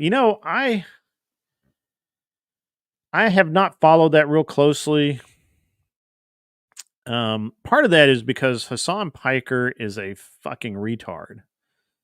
And I say that in the best, most equitable, kindest way I can to retards. Piker, if you guys don't know, this dude, and I'm just going global here. I'm not digging into all his shit. So his dad is like stupid fucking wealthy. And this guy has made a metric ass load of money, maybe 2 metric ass loads, I don't know, off of spouting communist and other anti-establishment rhetoric. I don't link shit, Jess. That's not what I fucking do. Yeah, the retards won't even claim him. I'm telling you, man, this dude is there are strippers in Las Vegas that are less fake than this dude.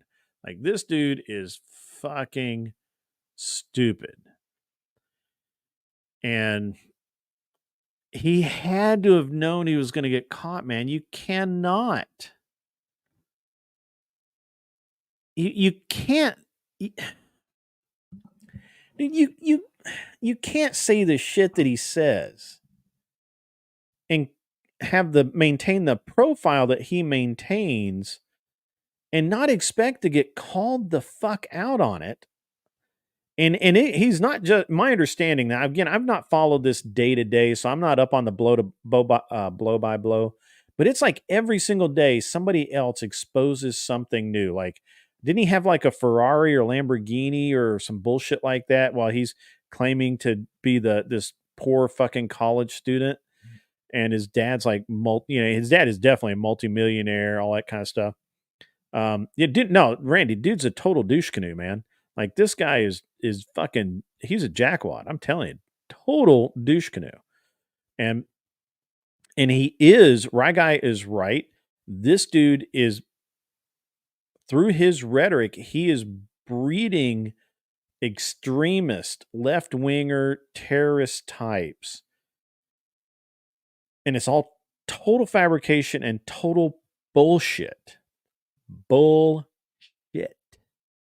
This motherfucker is off the chart. Right. Yeah. Wasn't he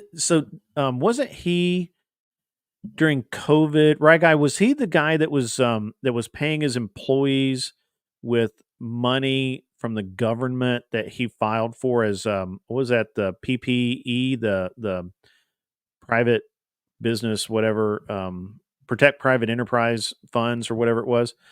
And is that him? Is that the guy who's doing that? I think I read that. I could be wrong, but yeah, he doesn't pay, he doesn't actually pay his own people. Somebody else pays his people. And I think actually there for a while they weren't even getting checks. Like they were being promised checks. They weren't getting checks.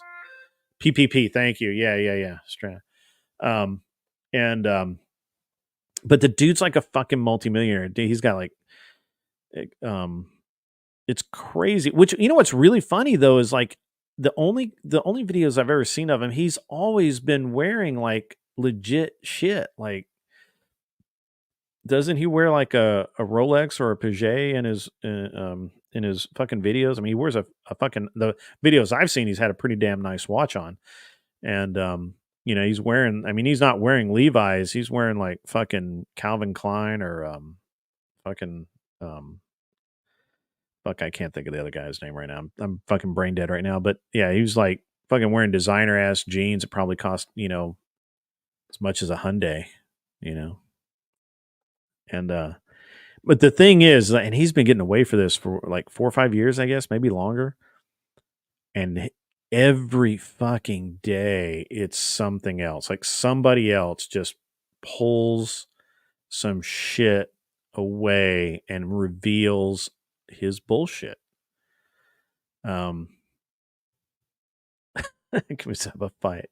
Randy, you got some angst, buddy. You've been on it today, man. You probably need to join a boxing club or something. You need to work. You need to work some shit out. I'm telling you, Randy's going to be the door dasher that you hear smacks around as a fucking delivery because they got smart with him because he was like 2 minutes late or something. Randy's going to be in a gag reel because he's going to beat some guy's ass. Yeah.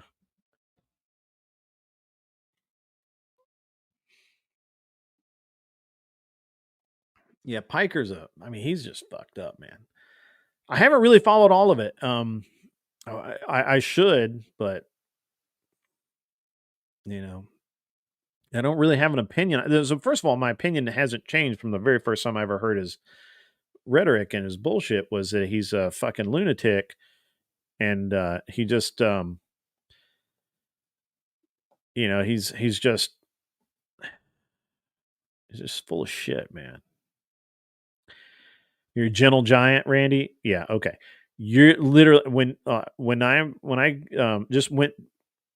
you make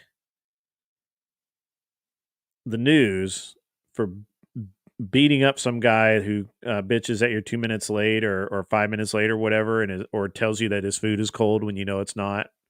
When you beat that guy's ass, send me the video. I want to play it right next to I'm going to screen capture this whole. I may be an asshole, but I'm a gentle giant. I'm screen capturing that. So when you beat this other dude's ass, which we don't even know which dude that is yet, but when you do, I want to be the one that gets famous over it. Okay? Can we make a deal? Can we strike it? And I'll funnel you some money on the back end, but as long as we get like 2 million views or whatever of you beating this guy's. Make sure you have the camera going on in your car, the dash cam. Yeah. The problem with being a fake giant is people will, yeah. You know, Strana M. So here's the thing. I've like again, I've been aware of this guy for a while. Not like super aware, but I mean, you hear about him, right? Because if he's a fucking lunatic, he had so much shit that was so easy to find out. And you know, he denied it for a long time. Well, he didn't really deny it. He downplayed that his dad didn't give him any money, that he was doing it all on his own, and he believed, you know, socialism this and programs that, and you know, fuck the capitalist. And the whole time, you know, his dad's like mega wealthy, like, and his dad's wealthy on a level that I aspire to, and will never attain. So, you know, that's it's fucking brilliant that they're taking him down. And the way they're taking him down, just brick by brick, is really good. So I like it a lot. And that's kind of where I'm, you know, I don't know enough more about it to really comment like super intelligently on it. I'd love to because you know, I could get famous that way, but unfortunately I just don't. So I don't have any inside information. I don't know anything. So yeah. Randy, I honestly don't think the guy's ever been punched in the face, so you could probably whip his ass really easy, you know, because he's fucking fake. So, Jess, did you go to sleep? I think you went to sleep. We made fun, or that, or you're looking through all your pictures, so you can send us the one picture in high school where you're not wearing short shorts. But you got to find that one picture first.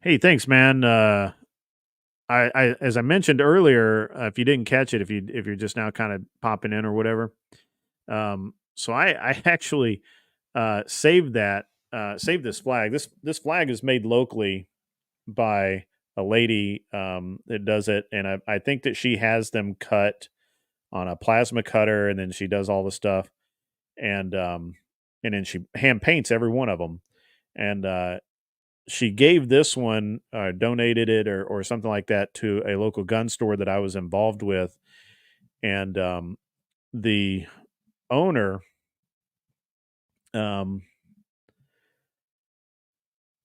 the owner of the range and I were good. We were good friends. We were going to do business together. We ended up not doing business together, but he asked me one day if I wanted it, and I brought it home and stuck it up there. And I love that thing. It's amazing. This is like 1/8 inch steel. I mean, this is real. This is real shit. Greetings from the state that will be the closest state in 2024, New Hampshire. Interesting. I like it. I mean, didn't New Hampshire redo their election laws to prevent and as much as they can control any chance of cheating or other bullshit in their election? Is that yeah, okay. Yeah, give me some insight, brother. Lay it on me. I learn something new every 20 minutes. You guys think I'm kidding about that, but I never stop learning. That's why I'm such a fucking idiot, by the way. I'm always learning something. There's so much left.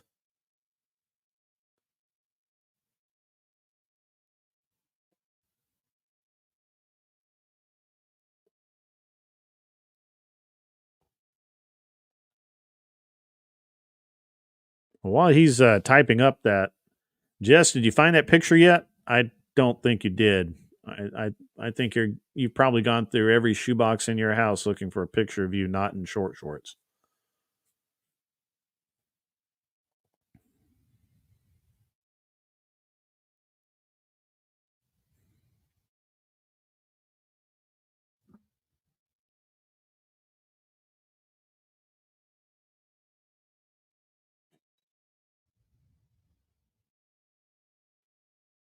I know you are, and I know what's going on. Look, I've been around.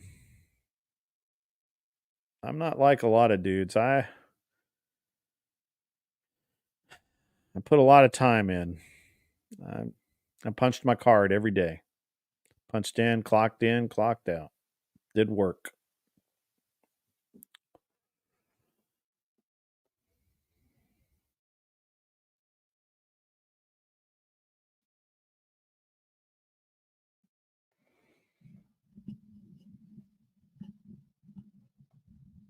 And you're gonna be really laughing when I ask you tomorrow and every day after, where's that picture, Jess?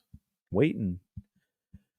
It's okay. You can put the ones up in the short shorts. We'll call it good. We'll call it a day. Admit that your memory was just a little fuzzier. Be under 1 point. Okay. So, and I don't know if you heard me earlier, Dark Sage, but my understanding, and that we got some smart people here, Strana and Rye Guy especially, who pay attention to things a lot better than I do. My understanding, and I'm not gonna. You can see I'm not googling or anything. My understanding is that New Hampshire restructured a lot of their voting laws to prevent any kind of questionality or questionable, whatever, to prevent any kind of nonsense in their election. Am I right about that? I don't remember. All right. So our state is one of the last bastions of old school politics you will see. Republicans here are quite liberal on issues like guns and weed. Democrats are surprisingly very pro Second Amendment and low taxes. I believe that. Biden is hated among the majority of Democrats in the state. I believe that as well. I believe he's hated everywhere. In the primary, he may have won, but he is bleeding support in Nassau and Manchester, and a lot of rural Democrats will go Trump. I believe everything you just said, and I believe that that's accurate. And I actually believe that that's going to be echoed across the nation. I'm not sure how far down this road I can go without getting fucked with by the algorithms. But let's just talk for a minute about that. So my my estimation is real simple, okay? They're going to do every single thing. And by they, at this point, I don't mean Democrats per se. I mean the government as it exists today, the living, breathing entity that is the government of the United States that is trying to protect the status quo in order to protect its undesirable effects. The uniparty, okay. I'm not saying they as Democrats versus Republicans per se. I'm talking about the government as an entity in and of itself. They are going to do every single thing they can to stop Donald Trump from taking office. And there's a reason for this that I think that most people know, but they don't want to say out loud, they don't want to admit. And that is because the first time Trump was in office, he drastically underestimated the tenacity and the veracity of the political machine that he was facing. I think that he wanted to drain the swamp. He started to make the effort to drain the swamp, but the reality is that he underestimated the manpower it was gonna take. I'm gonna read this and I'll come back to this. And in this state, you have to be moderate to win. Hillary in 2016 was despised by Democrats because she was seen as fake all around, but MAGA is not ideal here either. In fact, just recently, a Democrat here was kicked out of the legislature because he voted against an income tax bill Republicans wanted to pass. And we are the only Northeast state who has no income tax. That's awesome. I didn't know that. I may have to move there. And Democrats here tend to vote against any kind of tax increases. Same here in Tennessee. I like that. He didn't expect people on his side to be trying to stab him back in the back all the time. Yes, exactly right. And I've said this for years now that he made an error, and he knows he made an error. And the one thing Trump is more than anything else is he is a businessman. And what he's did is the minute he realized what was going on, he started cleaning house, and he did an okay job of it. Unfortunately, he has a limited pool of talent to work from. So it's easy for me to sit here and say, well, I'd fire all those fuckers. I'd put somebody new in. The problem is that you can't. It's not a kingdom. It's not a fiefdom. He can't just fucking fire everybody and put in all new people. Even as much as he wants to, he can't do it. He has to play within the rules. And as Strana M says, he didn't expect the pushback. He didn't expect the backstabbing. He didn't expect that the people that he really trusted, he honestly did not expect them to turn around and take deals against him in their own interest. He honestly expected more loyalty. Now, this is not an opinion. This is historical fact. You can see it in every aspect of what happened. At the end of the day, he really miscalculated. I think that he's done the math. I think that he is coming back into office with a mission in his mind to correct the mistakes he made in the first trip through. Now, he doesn't really have anything to lose, right? Because it's his second term. He can't run again. What I had hoped would have happened, and still might. What I want to see, for me, personal preference, I want to see a Trump RFK ticket, and I want to see Ramaswamy put in as probably Secretary of State. That's not going to happen. He's probably going to have to pick some. He might, Kristi Noem, maybe. He's probably going to have to pick a female running mate. It'd be my guess. Maybe not. We'll see. We'll see who the running mate is. But I wanted it to be RFK so bad, and I thought we were right there. I really thought that we had an excellent chance of the running mate being RFK. Now, RFK is a moderate. He's a Democrat, but he's a moderate. And RFK gives the Democrats nightmares. He lives in their heads rent fucking free 24/7, 365 year after year after year. And while I do not necessarily like him as a human being, his policies are good. And he's moderate. He's a true moderate. And so I honestly thought that would be kind of the dream team. I don't know that it'll happen. I do believe that Trump,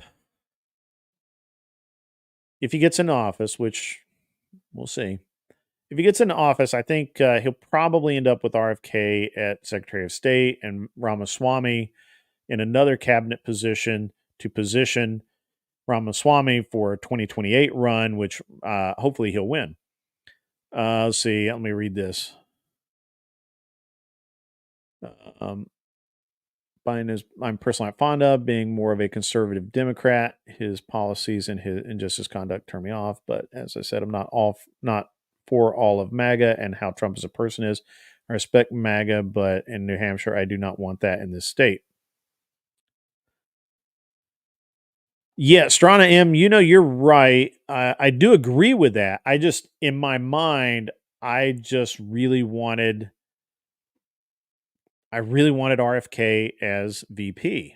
I really did. I just felt like that way. He would have pulled so hard, it would be impossible to deny that Trump wasn't capable of reaching across the aisle, right?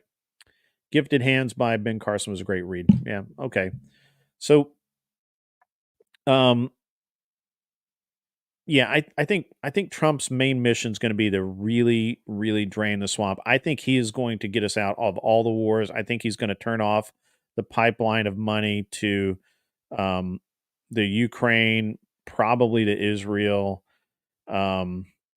I think Trump will do a lot of really good things in office this term around. And personally, I think as much as I don't particularly like Ramaswamy as a person, I think policy wise, he's probably going to do a really good job in as a president. Now we'll see what happens. 4 years is a long time. So Dark Sage, buddy.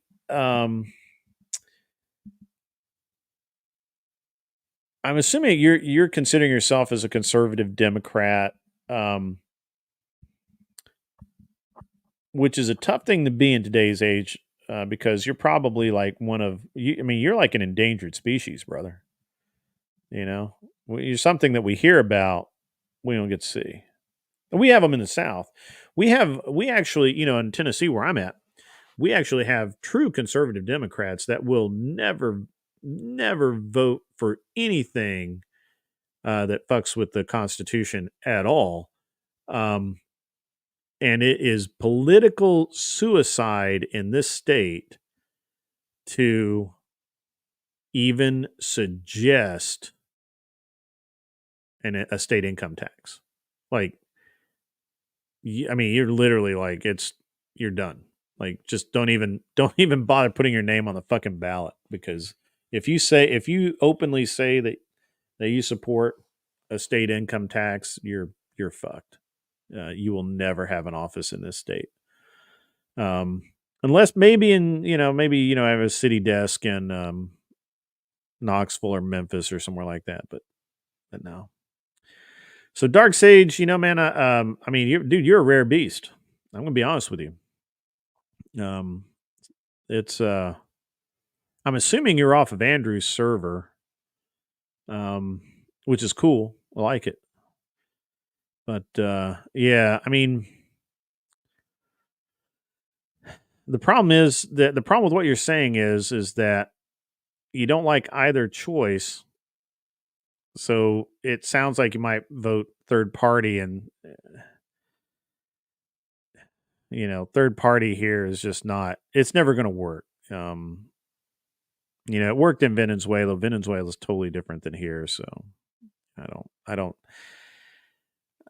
We could be, unless the fix is in and Biden does somehow maintain. Although, can we be honest for a minute? I like all you guys. I want to be open and honest. Jess, are you still here? I want, I think you're the only girl left here, so maybe I can be honest with you too. I want to be really honest with you guys for a minute.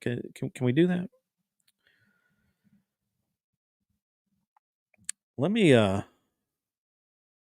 I'm going to read that in a minute. Just give me a second. Let me just be honest with you. If Biden if Biden actually stays on the ticket, I will be shocked. And here's what I think is going to happen. And they're kind of positioning it this way. I think Biden, he's unopposed in the primary, so he's going to be the candidate. They've been looking for his running mate. I really think that's going to be Newsome. If Newsome is the candidate, or no, pardon me, if Newsom is VP, watch what happens. What happened is that Biden will be on the whole campaign trail towards the end when it's too late.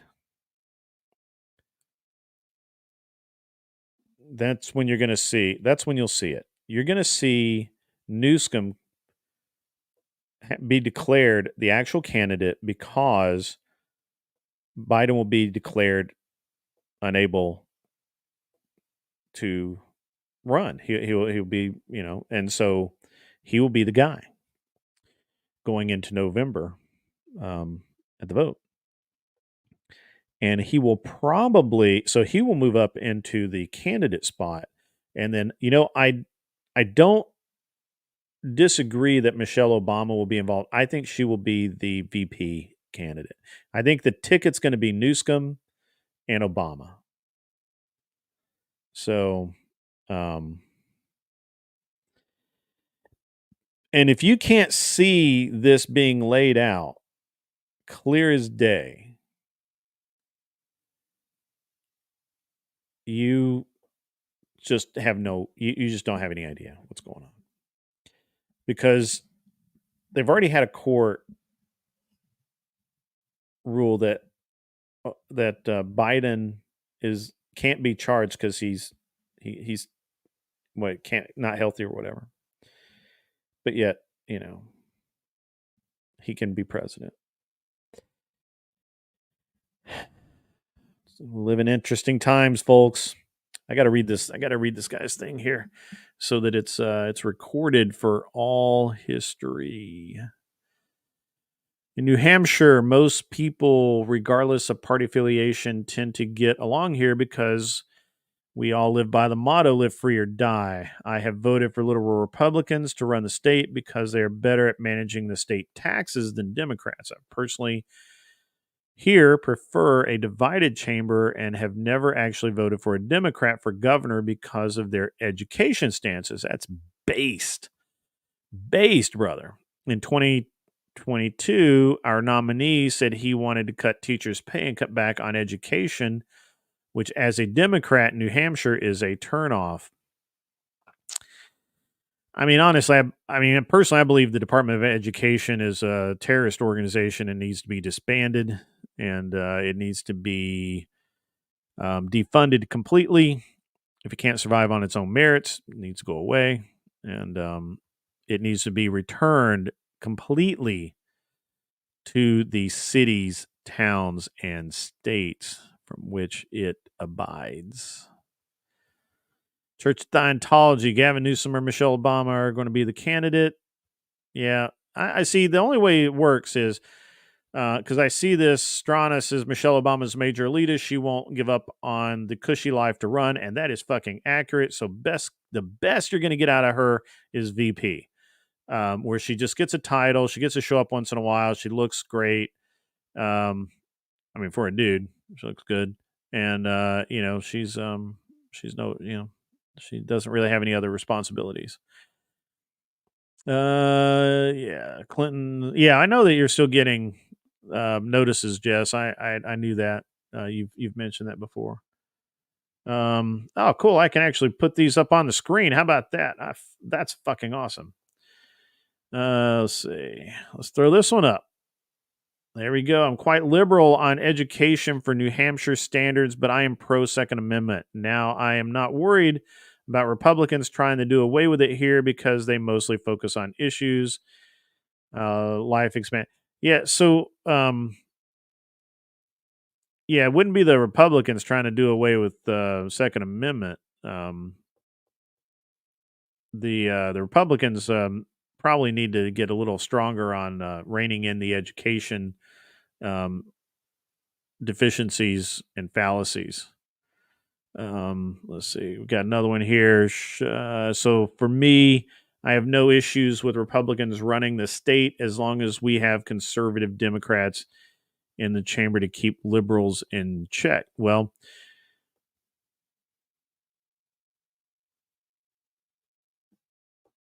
yeah. Okay. So you're talking about liberal Democrats. You have conservative Democrats to keep them in check. I got that. I like that. The Twitch channel is my channel, brother. I don't ever actually go there. I don't know anything about Twitch. I probably need to find somebody to run that fucking thing. I don't know anything about Twitch. I never go. I made it because it was an option, and I should probably do something with. I should probably learn something about it, but I just haven't had time to devote any time to it. And let's see. There's no such thing as conservative liberals. That's a fallacy. Actually, we have those here in Tennessee. And actually, it's not conservative liberals; it's conservative Democrats. And they used to be just referred to as conservative Democrats, and then they became kind of known, or at least here, as Kennedy Democrats, because the joke is that Kennedy was so moderate, and I'm talking about JFK. That JFK was so moderate and so for the people versus for the for taxes and whatnot, that he would today be considered a strong Republican, which is probably true. So, man, this has been a great conversation. I love this. I like political stuff, and I think that there's a disconnect between what people are fed from the various news sources and then what you have to be able to deduce or look around and see what the reality is. Blue dog Democrats. I've heard that term as well. Let's put you up on the screen. There we go. I love this. This is fucking awesome. I'm glad I learned something new every 20 minutes. I told you I did. Blue dog Democrats. Yes, I've heard that term before too. And that it's a real thing. And I actually really believe that a lot of people who spout libertarian policy is actually are actually either Kennedy Democrats or lightweight Republicans. Basically Republicans that want to smoke pot. So and actually I think that a lot of people don't actually really understand the conservative side. Because it's an interesting thing to me that I've never actually, that most of the drug laws that I've seen passed have been sponsored mostly by Democrats. And we can argue about that. I know others have been. I'm just saying the ones that I've seen. Don't fry me. Don't put the pitchforks down. Except for Jess. Jess, you found that you found a picture of you not in short shorts, waiting comfortably. Anyway, so yeah, don't come for me on that too hard, but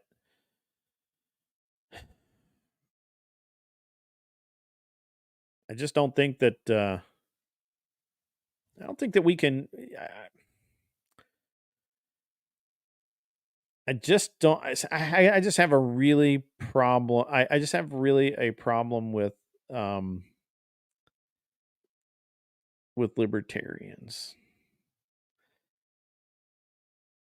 I also have a problem with a lot of conservatives being thrown under the bus for people saying that they believe things they don't believe. Look, I don't give a shit about drug laws. Okay, I've never cared about people smoking pot. What I care about is I don't want kids smoking pot. I don't want, and matter of fact, most of the Republicans that I know, and I mean old South Republicans, the kind of guys that kind of guys people make fun of. Old Tennessee Republicans, they don't care about pot laws. They don't give a shit. They don't want you to go drive and kill somebody while you're high on pot or on crack or speed or whatever. They don't want to, and they don't want to pay for your,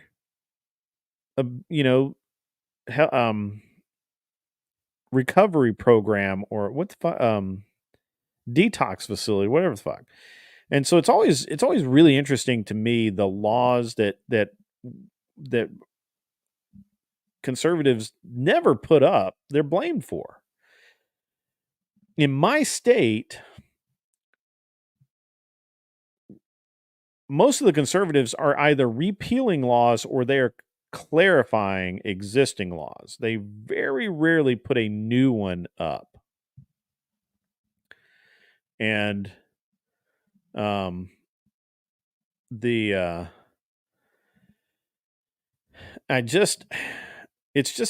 don't like the mythology, right? Like this is my problem with most of the stuff I see in the news is it might as well be Greek mythology. That shit is literally not real.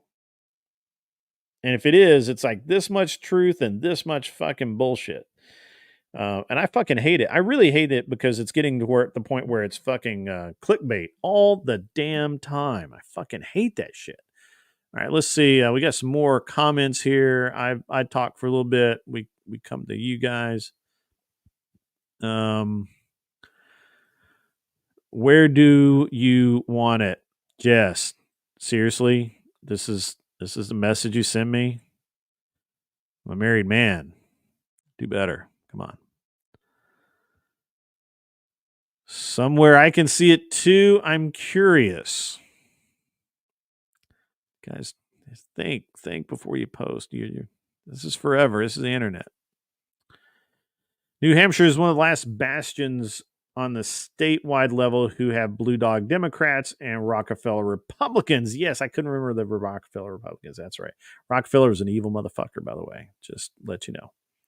I know Massachusetts has a lot of those Republicans, but in that state, you have to be a liberal to win. Even my representative in my district is a blue dog Democrat who is very anti-tax. Sorry, guys, I had something going on here.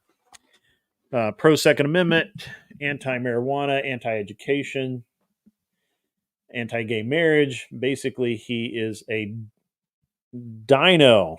Fucking love that. However, I'm going to point out here once again that most of the drug laws that I'm aware of were actually put into place by Democrats, usually because they can't tax it. They can't tax it. They don't fucking want it. And it has nothing to do with public safety. It has nothing to do with anything else. They just they got to get money somehow. Putting people in jail make some money, and taxing it. If they can't tax it, they want to put people in jail for it so that they can make some money somewhere. All right. My problem with libertarians, they think they can create utopia. Yeah, okay. You know what? You're fucking right. You and I are in perfect sync on this. I've never heard a fucking libertarian that had an actual effective plan going forward, and as near as I can tell, they're the hippies of the conservative world, and they're not even that they're not conservative, so they just play one on TV. In Canada, all the drug leniency comes from liberals. Can't wait for Pierre to clean it up. My city is fucked. So we're not talking about drug leniency. Okay? The problem with the drug laws in the United States is that most of them are federal, and that's fucking retarded to start with, because a place like Montana probably doesn't give a fuck. A place like Tennessee, where I'm at, where we have, entire groups of school kids that should not be involved in it, but can easily be involved in it, it's a problem. So we have to have different laws, and the federal laws fuck everything up. I am a statist because I don't want any power not specifically enumerated to the federal government in the Constitution. I'm a constitutional conservative. I do not want any powers not specifically listed in the Constitution given to the federal government. The IRS should not exist. The FAA should not exist. There's a bunch of organizations that are federal organizations that should not exist. They should exist on the state level only. And it could be could be an argument to be made for something like the FAA and for commercial transportation, that you could have a national bureau, but not an agency that can fuck with people and ruin their lives. That's fucked up. I wear jeans a lot. It's rare that I wear shorts. Better be a hot day. I mean, you're a hot girl, I guess. So you wore shorts. Come on.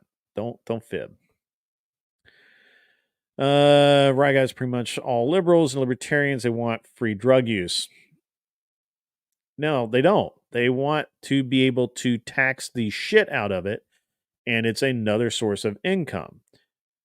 Conservatives don't give a fuck, and we don't care, right? Like, if you want to go do drugs, fine. Do it yourself. Don't involve kids, and don't ask me to pay for your fucking rehab. Other than that, you want to smoke pot, pal, go right ahead. Just don't involve me in your shit.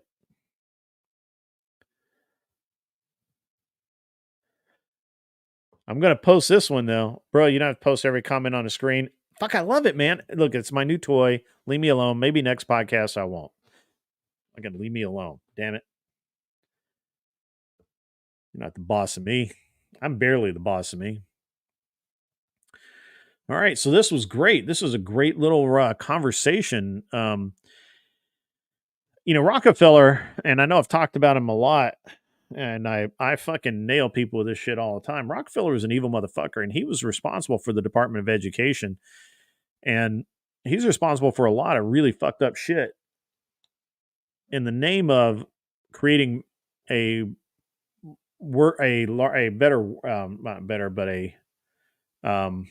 workforce that was easily controllable, and it's very easy for you to observe this. Like, they use the Prussian method, which is they start young, they get you walking in line, being somewhere on time, under orders, they get you used to an 8-hour workday, they get you used to doing things without question. It's just a long-term programming that was specifically designed to destroy, or not. Okay, somebody's getting mad that I use the word destroy. To limit individual creativity and foster a team dynamic and following orders and becoming a better worker. And the Department of Education is a terrorist organization. They are destroying our youth. They have been for a long time. I got lucky. I went to a private military school in high school. I got my eyes open. I understood what the fuck was going on. I had some great people in my life that did the Lord's work in making me something not a product of the Department of Education. And we absolutely have to get rid of the Department of Education.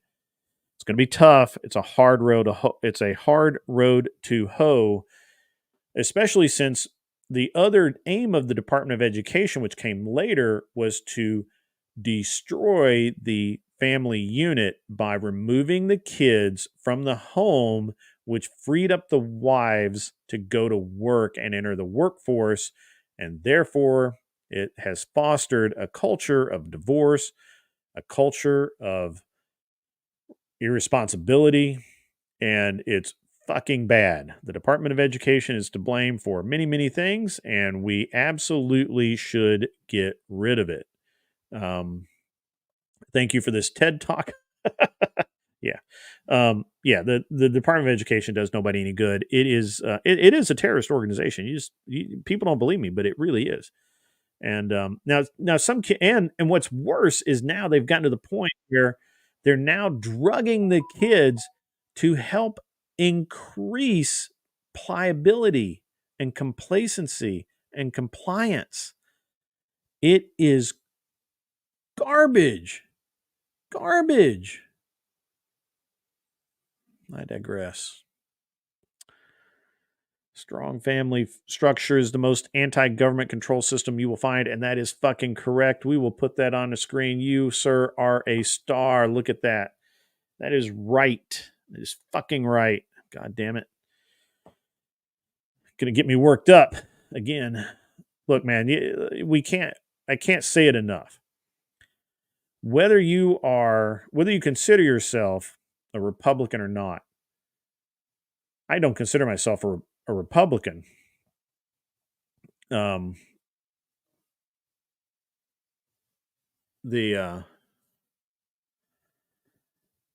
don't consider myself a Republican. I consider myself a constitutional conservative. I've always considered myself a conservative. It's only the last few years when I realized how much the government has completely trashed our Constitution that I've really become into this, or I've moved into this constitutional conservative sort of stance. And that's because absolutely 100%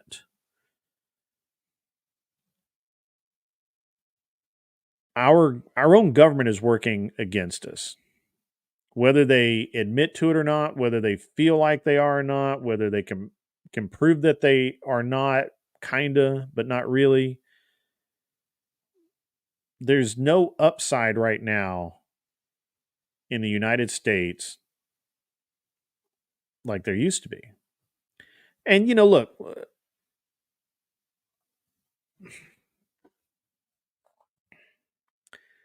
the economy is what the economy is, right? Like, it responds to factors like the president, it responds to various things. And so it's a market, it's a free market economy. There's honestly, you can't say that without our government, the economy would be so much better because we don't know that. For all we know, we could be Haiti and live in absolute fucking squalor.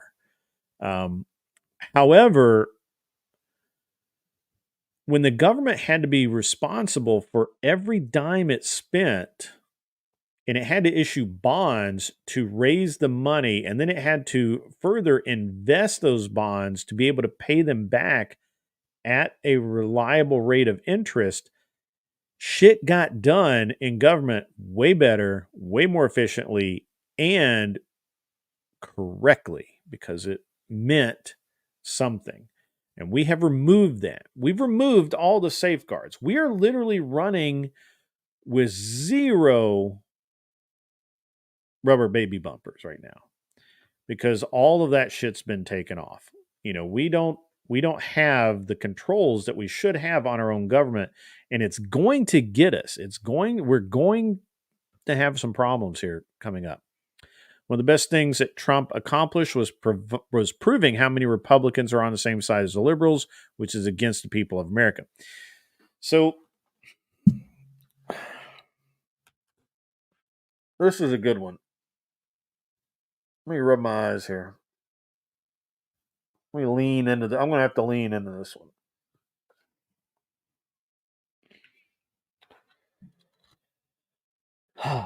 All right, here we go.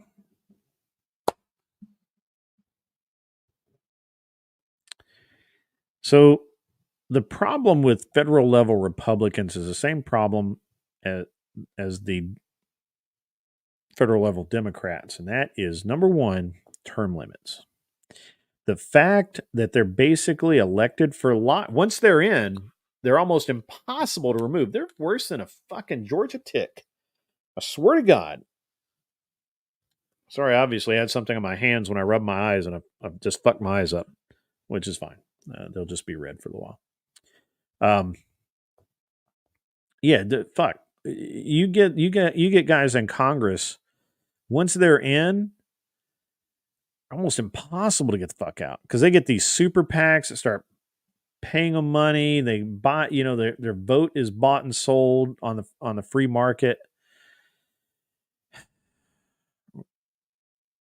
I mean, our federal government is fucked up. About the only thing keeping us from being Haiti, I keep picking on Haiti tonight. About the only thing keeping us from becoming Haiti is the Supreme Court. If it wasn't for the Supreme Court, Congress would just fucking run the fuck over. As a matter of fact, the Congress for the past, and somebody can look this up, I think it's the past like 14 years, has passed such minimal legislation that they basically have ceded their job, their powers over to the Supreme Court, because what they do is the president will enact a executive order, and then Congress will decide, or not, pardon me, the Supreme Court will decide whether or not that executive order is constitutional or not, and that then becomes the new law, which bypasses Congress completely.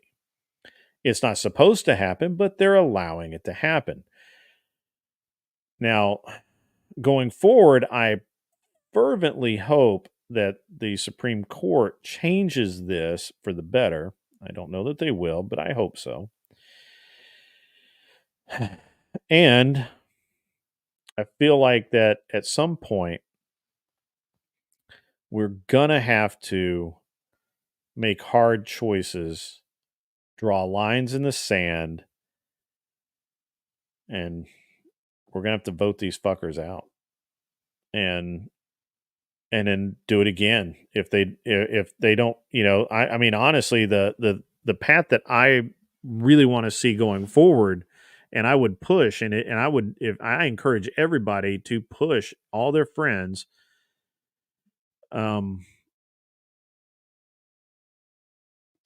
just do not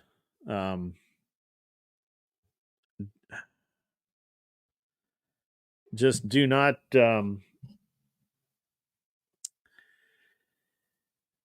do not reelect anybody. Do not vote for the incumbent ever. Every single election, they need to put somebody up new. And then you put that person in there with the understanding. When you in that space on the ballot, you write in, I expect to see term limits, right? What you want to see. Write letters to the Congress. Hey, right when that guy comes to town to campaign, make sure he gets an email a day from you saying, I want to support your campaign, but I need to know that you are going to vote for term limits. And he gets one fucking term. And if he doesn't vote for term limits, I can vote his ass out and get the next guy in. By the third or fourth time, they're going to fucking learn and they're going to do it. Nothing's going to change until there are term limits. I don't think that Trump can use an executive order and establish term limits at all, which is, kind of fucked up.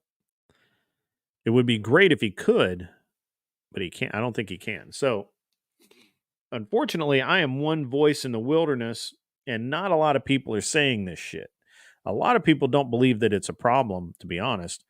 And a lot of people look at Congress and they want to draw a line based on the sides, right? Like, this is a Republican, this is a Democrat. We're just drawing a line down each side. And you really can't do that. I mean, the reality is, at the federal level, it doesn't matter what fucking letters next to their name, although with Democrat, you're probably going to get a more evil person, but they're still fucking evil. And we got to start voting them out.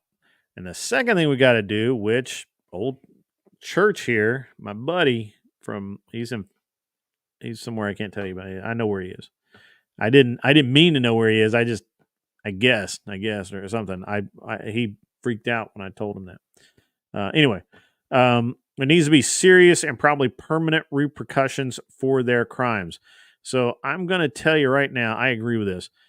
This is one of the things that I think separates countries that are improving from countries that are not. And that is the politicians have to be 100% convinced that when they fuck up, they're going to be held to the feet to the fire for fucking up. Right now, we do not have that.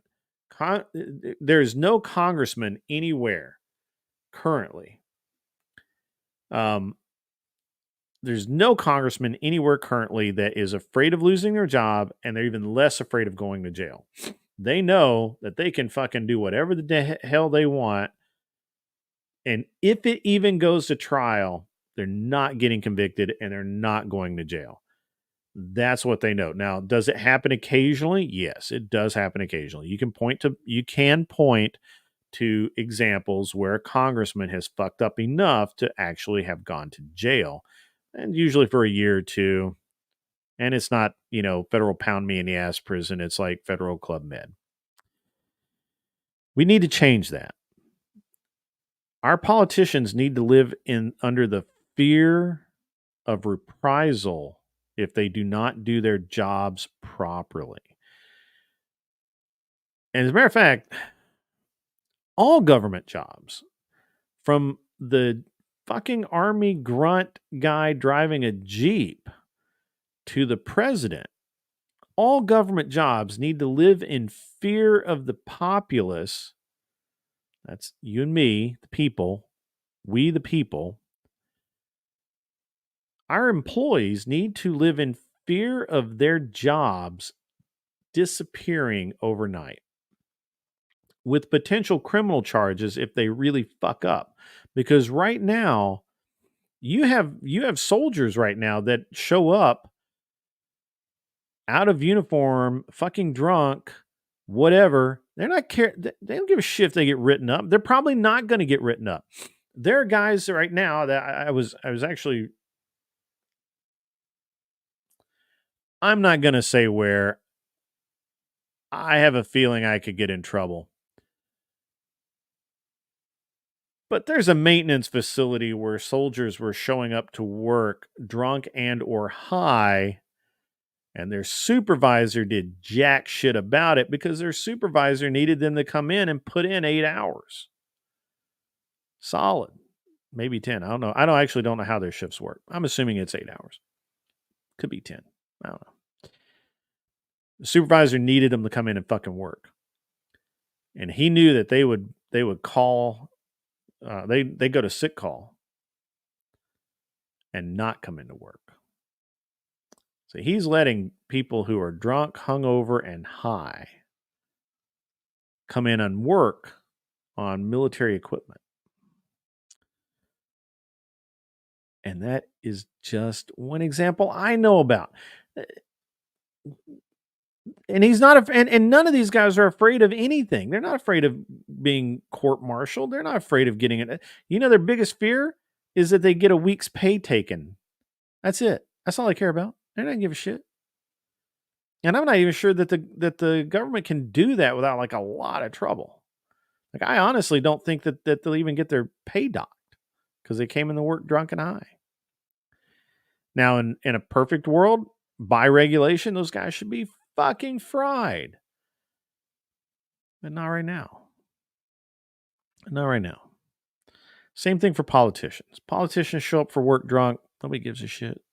Nobody cares. Doesn't matter. It's cool.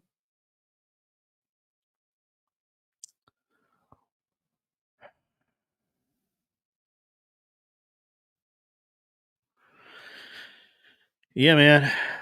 It's bullshit, right? It is. And these are simply things that we can fix. We can fix it. We can fix this shit. Term limits. How fucking hard is it? Actual legal repercussions for bullshit, for lying, stealing, cheating, election fraud, campaign fraud, taking bribes, all that shit. Actual consequences. We don't have those right now. We used to. We don't anymore. I know I'm preaching to the crowd here, and you guys are probably bored as fuck right now. But this is real shit. Like nobody. I don't hear anybody saying shit about this at all. Yeah, I really wonder at times what our political commentators are actually doing, because they'll mention term limits when they can't do anything about it. They don't bring up term limits when we're getting ready to have votes and shit. I don't know, guys. It's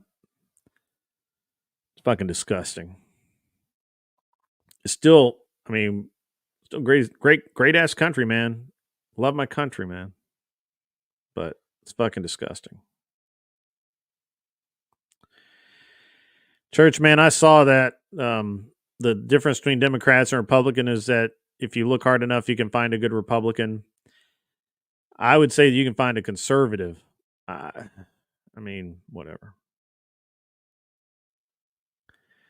You have a big part of voters that, I'm assuming as voters, that accept corruption comes with politics and overlook it.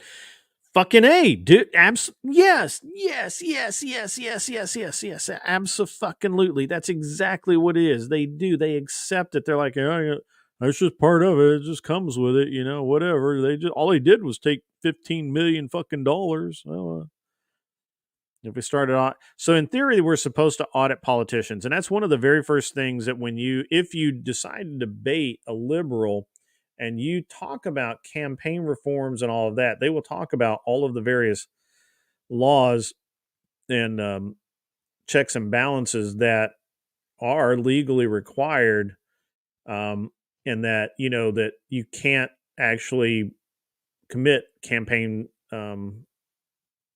fund fraud. And yet it happens every fucking year. It's been happening every fucking year. It's going to continue happening every fucking year. And we just saw that down in Georgia, and she even admitted, she even said how she did it. That fucking Fannie Willis chick, I do actually have hair up there. I'm not fucking completely bald, but so this Fannie fucking Willis chick down in Atlanta, go find the footage. If you haven't seen it, it's fucking amazing. It's fucking amazing. So go down and watch it. But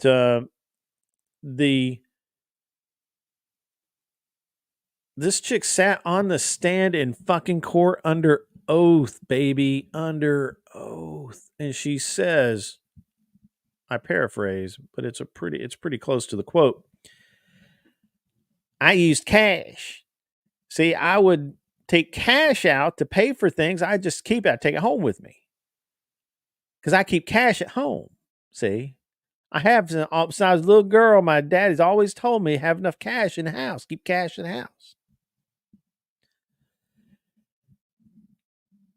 Where did you get the money? Oh, I took it out of the campaign account in cash. Well, didn't that seem odd that maybe you should have had a receipt or some sort of form to show dispensation of the funds? No, it's just cash. It's just $100 here, $1,000 there, $500 there. Wasn't that much? It's just cash. I keep cash. The fuck was I listening to the whole damn time? That was under fucking oath, baby. She ain't in jail. Yeah. Impeach her. They ought to fucking lock her ass up, but they won't. That's a problem, man. She should have been arrested. She should have walked out of the courtroom. There should have been a sheriff there. Put her in cuffs and take her down to booking. That's what they should have done. They didn't do it.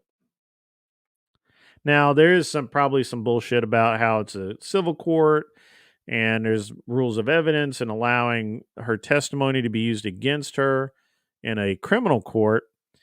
I believe, I'm not 100% sure, that even though she was under oath in a criminal case, well, I'm wrong.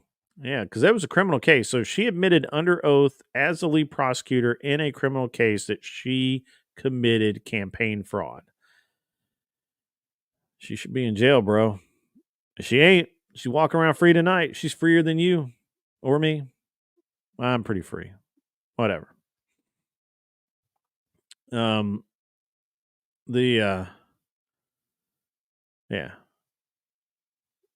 Well, it's just fucking shocking, dude. And she's not the only one. Like, you know, that the judge in the Trump case in New York. See, this is what I don't get. Before I go into that, let me. What the fuck are people thinking when you literally have a judge who's presiding over a national case, a case that's gaining attention from the fucking world, and you're going to sit there on the bench and bullshit and come really fucking close to lying at the bench, right? Actually, did he lie? Does anybody have an opinion on whether or not the I can't pronounce, I don't remember his name, but the judge in Trump's New York case, when he said that it was none of the defense's business that his clerk, or no, that the prosecutor had been his clerk or whatever the fuck it was.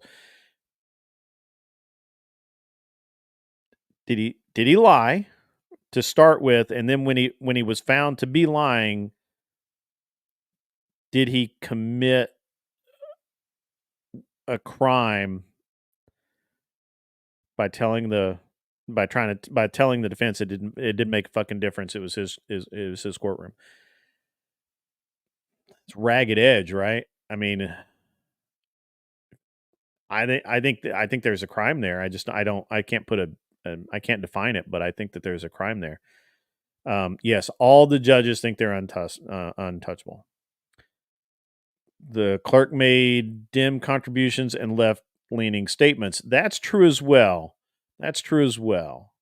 There's a lot between the judge and the clerk that seems to have been glossed over, especially the fact that that she worked somewhere. I forget what it was. I'll have to go back and reread it again. It's a little late, and I don't want to state something as a fact and get toasted later. Judge is going to be impeached, removed from office, and most Americans don't even know that. That's right. God, we're a bunch of fucking losers. Jesus fucking Christ.